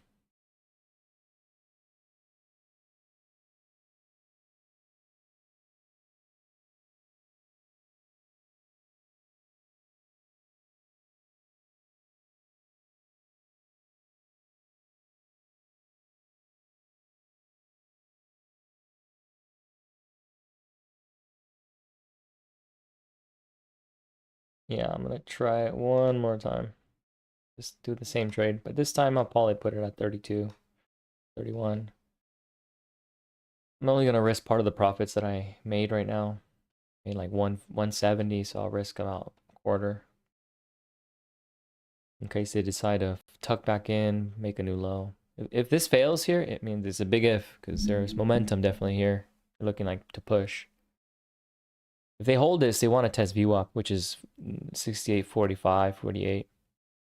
But if this is a pop and it fails, we're going to break the low. So I'll target the low on this little ad.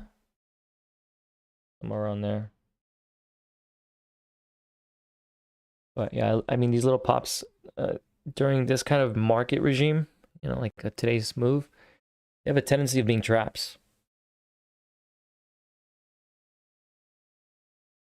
And right now, not quite a trap yet. NQ reclaims the overnight low. We should definitely squeeze.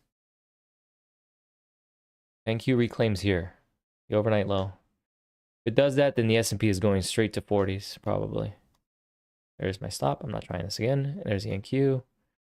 Needs to hold above overnight low, and then the S&P will rally into that overnight low area.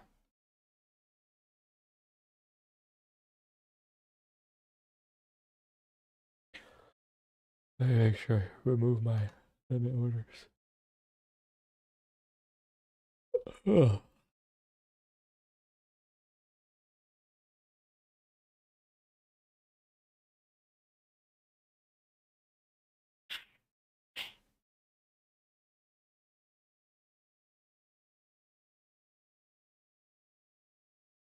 How long do you trade? I mean, I trade all. I wouldn't say I trade all day in the sense that I enter and exit all day long, but I watch the market all day. I mean, literally all day. I trade overnight, during the day. Depends when the setup is there. I watch the market all day, 24 hours until well, I mean, when I sleep, but pretty much all day long. I was short last night into this morning. Oh, years. Oh man. 8 years? 2018? 8 years? I mean, I don't even think that information means anything, to be honest. I've been around though. I've seen a lot of markets. A lot of funky stuff in the market.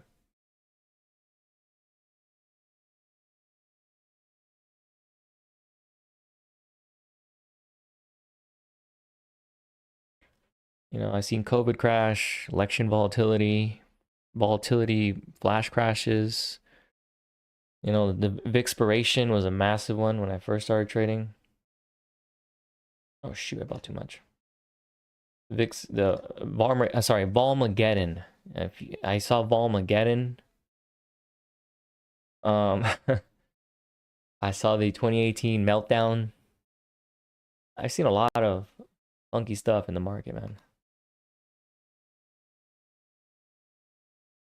I mean, obviously last year's, you know, the yen carry unwind from 2 years ago, and last year's tariff meltdown.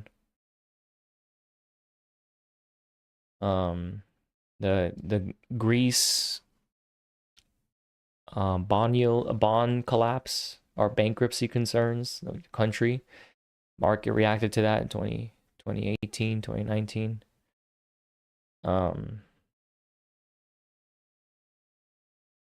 Yeah, I'm done trying this. Their momentum's definitely strong. They're definitely gonna hold this.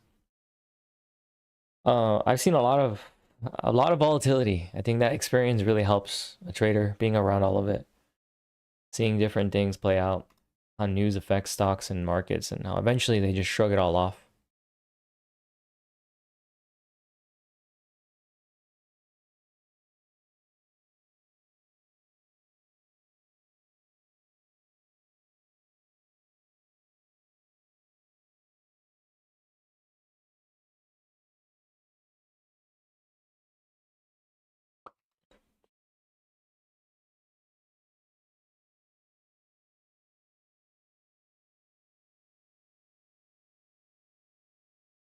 What do I think about that? I don't. I'm not even going to discuss that, to be honest, because that is beyond me.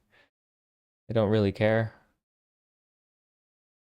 I don't know where people come up with these notions or these forecasts. Nobody fucking knows. I mean, they're full of shit if they tell you they know that it's going to happen. I can tell you that we can near like a 5% correction on the S&P within a week or two. Like, I can see that. But a fucking 2 to 3 year bear market is just retarded assumptions. Like, dude, you got people like Ray Dalio who been doing this for fucking decades they've been saying the market's going to crash for fucking years. It's 2018, 2016. Ray Dalio, this is a famous investment banker, has been saying that for fucking almost 10 years, and it has not happened. So even the smartest, most experienced people can't even do it. So if anyone's saying that, they're retarded. Just ignore it. Nobody fucking knows. Truth be told, nobody fucking knows.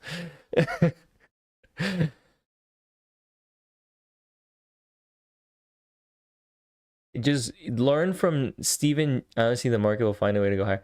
Just learn from like big, great investors like Druckenmiller, who gave a lot of insight on the dot-com bubble.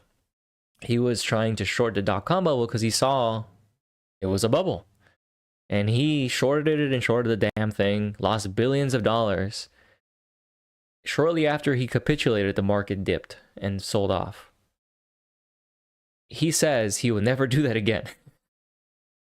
So, you know, if you've learned from someone that guy's an amazing investor, track record. If you just take some of the things he's taught and the market will need more liquidity to go higher, so it's gonna pullbacks are bound to happen. Yeah. There's no reason to bet on bear markets. They're a waste of time. Or even think about them.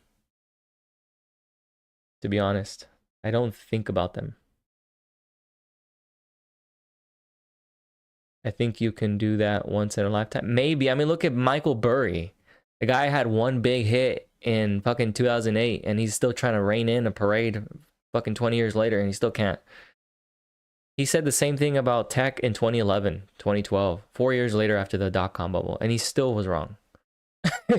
So they all get one hit, you know, one hit wonders, and then they can't do it again. It's hard.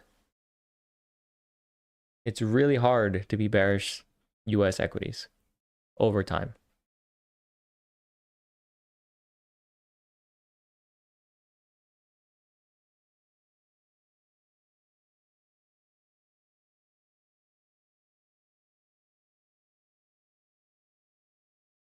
There are too many guardrails in the market to allow it to go down so much. There's too much at stake for them to allow it to go lower. They will do everything in their power to not allow the market to crash.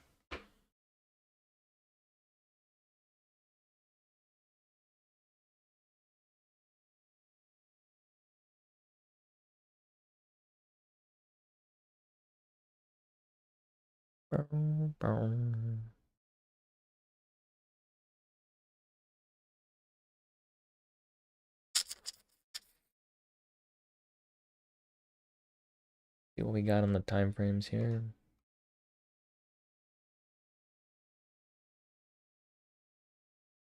€8.30 close coming in here.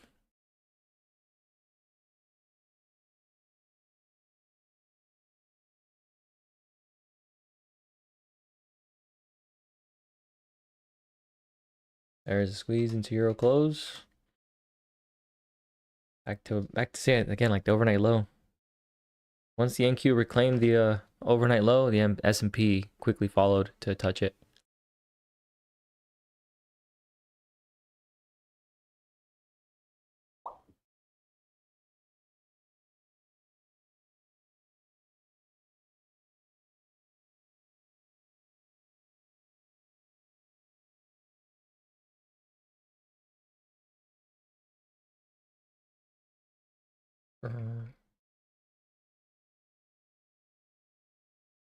I mean, that alone in the government, you know, the government will intervene and do it because not only is it just a corporate issue, like it's also a personal issue to citizens. Like people, the government has an incentive to not allow the market to crash because people's retirements are in those. And if that happens, then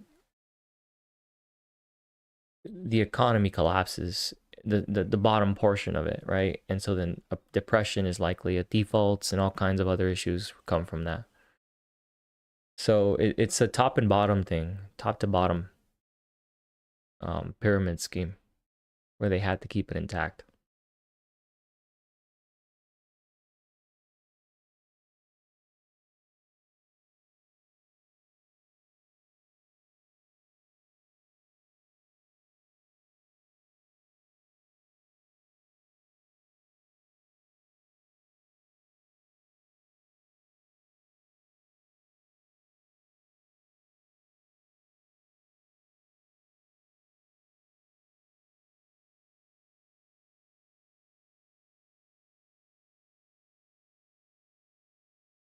Okay, so value shifted a little lower, 65s.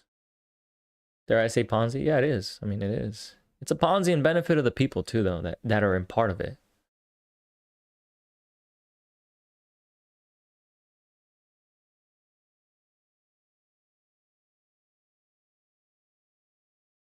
It's really strange. Yeah, I mean, gold, you know, things like that. Yeah, it is.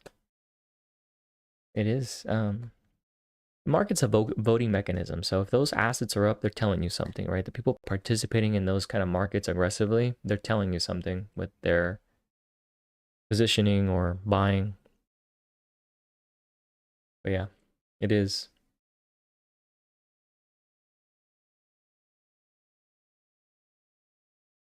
You can interpret it so many different ways. That's what makes it difficult. Is like you can see the metals rallying like gold, a hedge.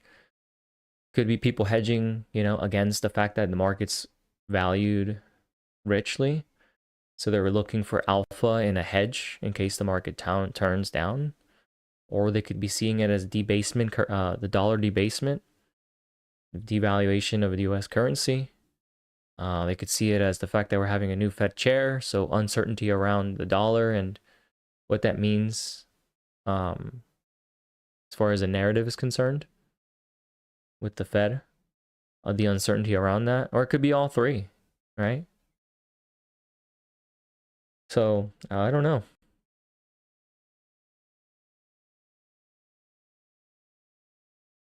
Do I use option flow? I do use it in sense that I don't look at like the big trades that come in. I use gamma levels for day levels. So right here, the gamma level right here is that put wall that you see. Those are option derived levels, which actually I should update. I have a Python script that pulls data from an API that populates the gamma levels intraday, weekly, and whatnot. We're gonna squeeze. I'm Q's above the VWAP.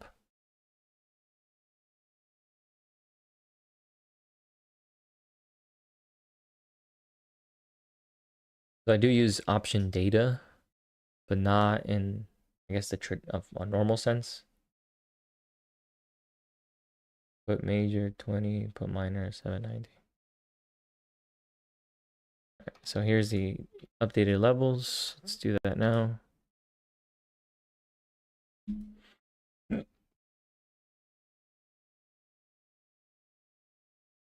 There you go.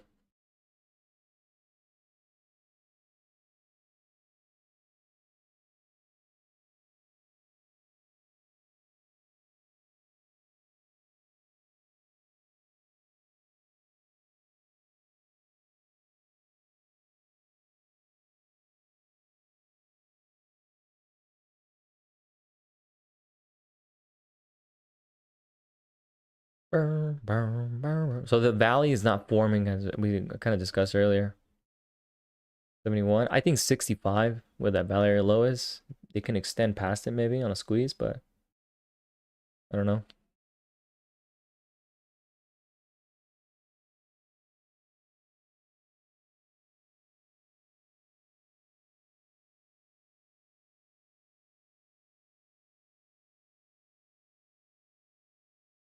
Yeah, Jigsaw and Sierra, yeah.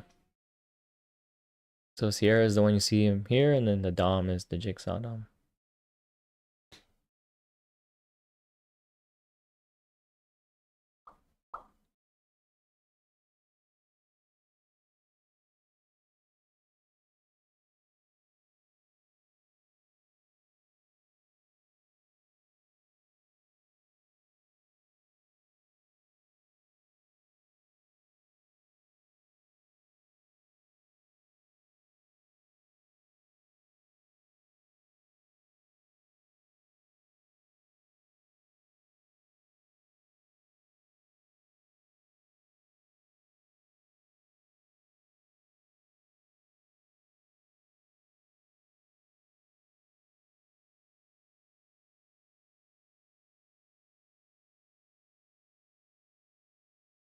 For Sierra, you need to be a doctor. Look, this took me fucking weeks to set up, so I agree. You need to have a degree of patience and to set it up. I do have these. So if my template for Sierra, I do have a template. I do sell it. It's $10. But if you want to save yourself the time from doing all the shit that I did to be able to get my screen to look how it is, I do sell my templates. It saves you weeks of time if you care about your time, and it's cheap. It's $10. So I devoted weeks of my life to set this up. And I have a bunch of stuff. So I have the DOMs here too that I set up. These took forever alone. Profiles, again, I have a weekly profile that is shown here, but I have other profiles that I set up. But I do have other profiles too. I have a weekly, a monthly, and then the split session as well. So I mean, if you want to not have to worry about trying to do all this, I do sell the. I have a footprint one too that I have, stuff like that. But yeah, I do sell them my templates. So you just download Sierra, use my template, and you'll save yourself many hours and frustration. Because man, was I frustrated setting this up.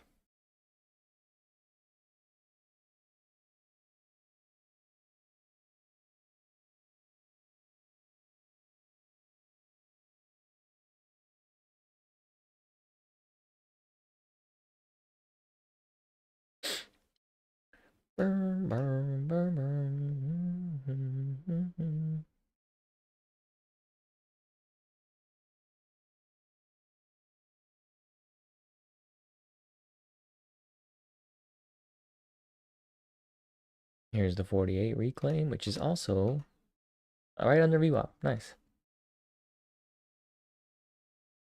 So I definitely missed the entry here for the long, but we'll see.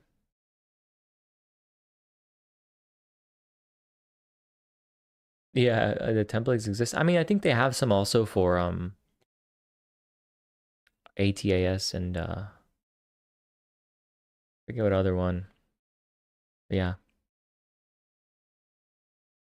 I mean, I will say it's a great software. I don't regret the time I committed to building the platform out. It has helped me a lot.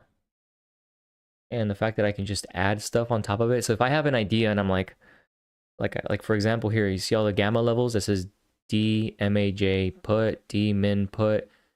Those levels are derived from options data that I pulled from an API server that I coded. And then when I code it and I pull that data, I can automatically populate it directly into Sierra. And I can do that with so many other things. So Sierra is like very customizable where I can have everything all in one place.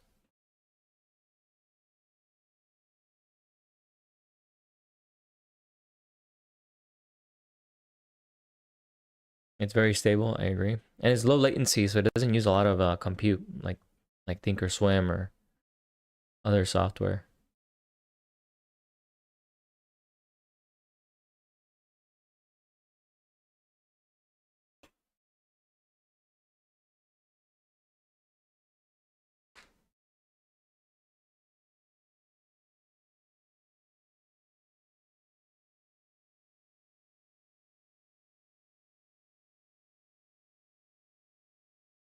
They use ATS, cool.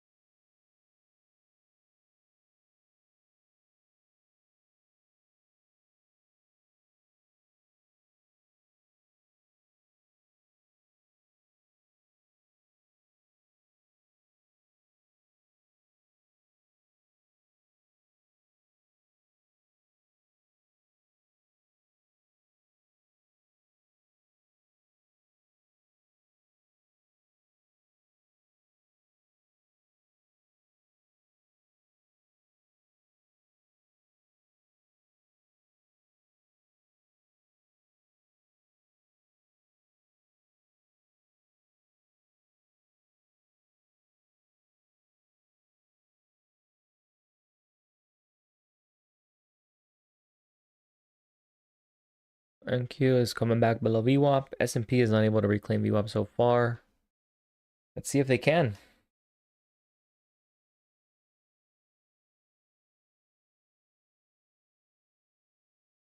Kind of battling it out here at VWAP, which is also the overnight low on the S&P. Very interesting.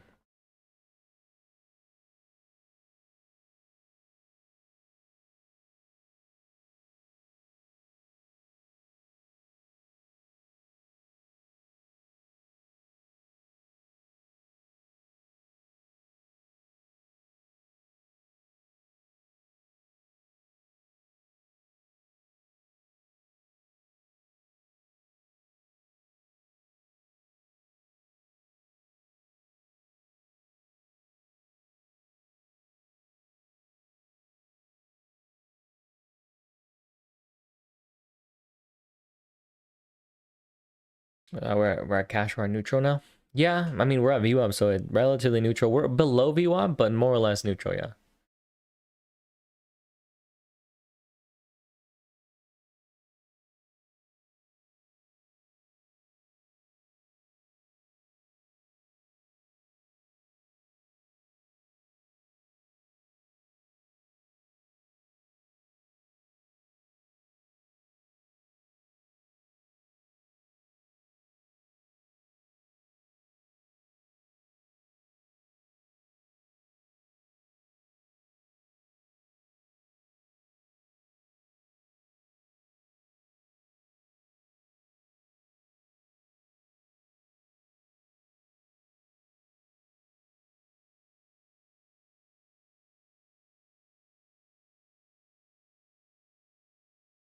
The only setup I would like is a failed breakdown of today's low.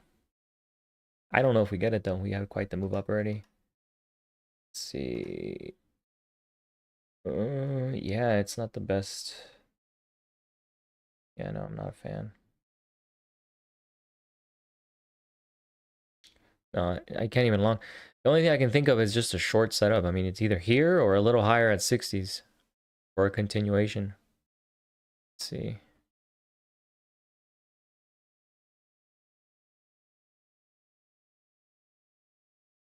Okay. Interval value.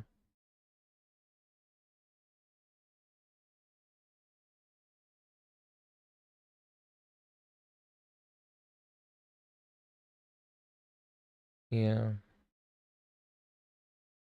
Here, and then where's the profile on the monthly? Yeah, you know what? No position. We're too far away from value to want to exercise new positioning here. I don't have enough. If I enter here, it's gonna be a short-term trade. I'm not gonna do this. Like this area, there's no value. We're in price discovery. You can see how thin the profile is. On even on the weekly frame. So there is a potential continuation for lower here, but it's not an area I want to initiate a fresh position. There's no value for me here.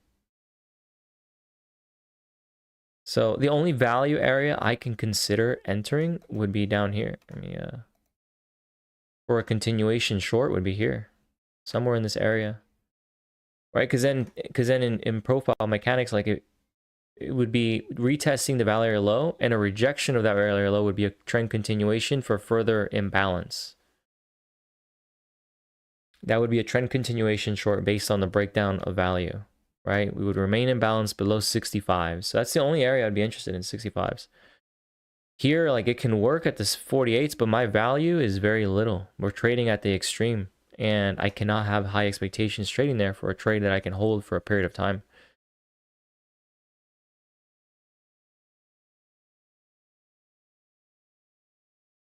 There's value here for long, somewhere around here.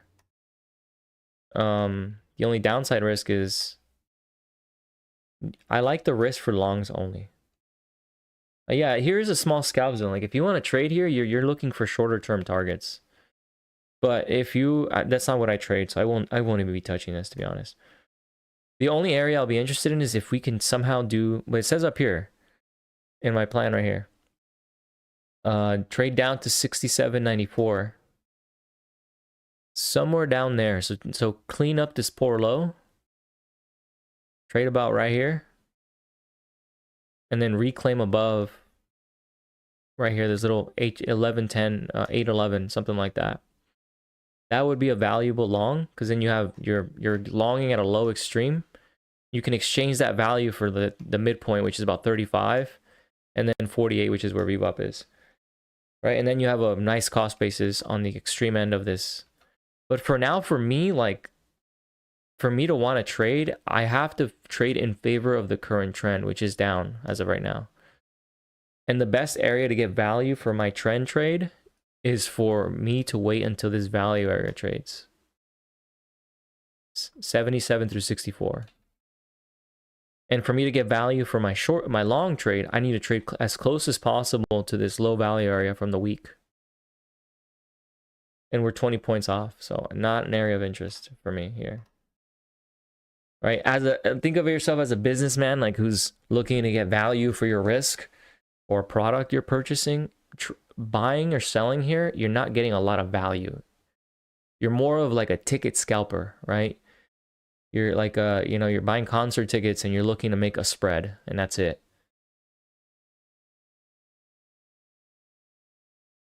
So I don't trade that way, so I'm not gonna be able to participate here where it'll make sense.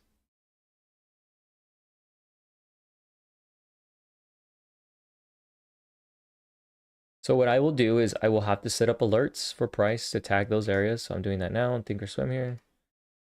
And that is what I will be waiting for. My plan here next to my head says the 6820 long I like. We kind of have that setup going here. And it's well because it lines up with these gamma levels.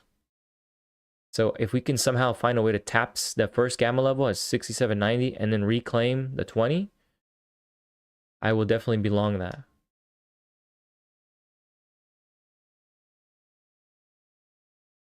But outside of that, bearing anything else outside of that, I would not be trading.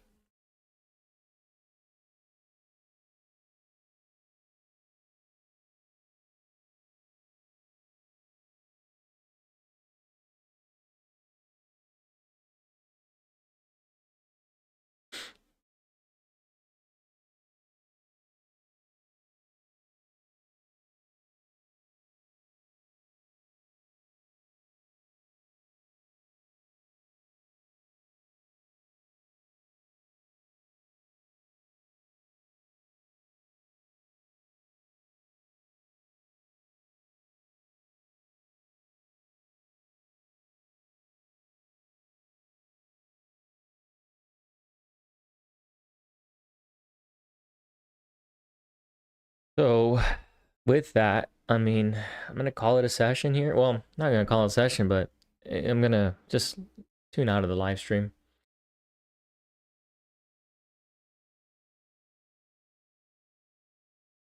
Kind of gave my general lean here. 65, 70 is the area of interest. Pull this out here. This general area. And then this is going to be a gray level. I don't really like it too much. Hey, the only name available. Thanks for tuning in, man. Yeah, have a nice day. I'll see you, man. You too, Mr. The only name available. Thanks for supporting the channel. I'll see you guys. I'll be back tomorrow, God willing.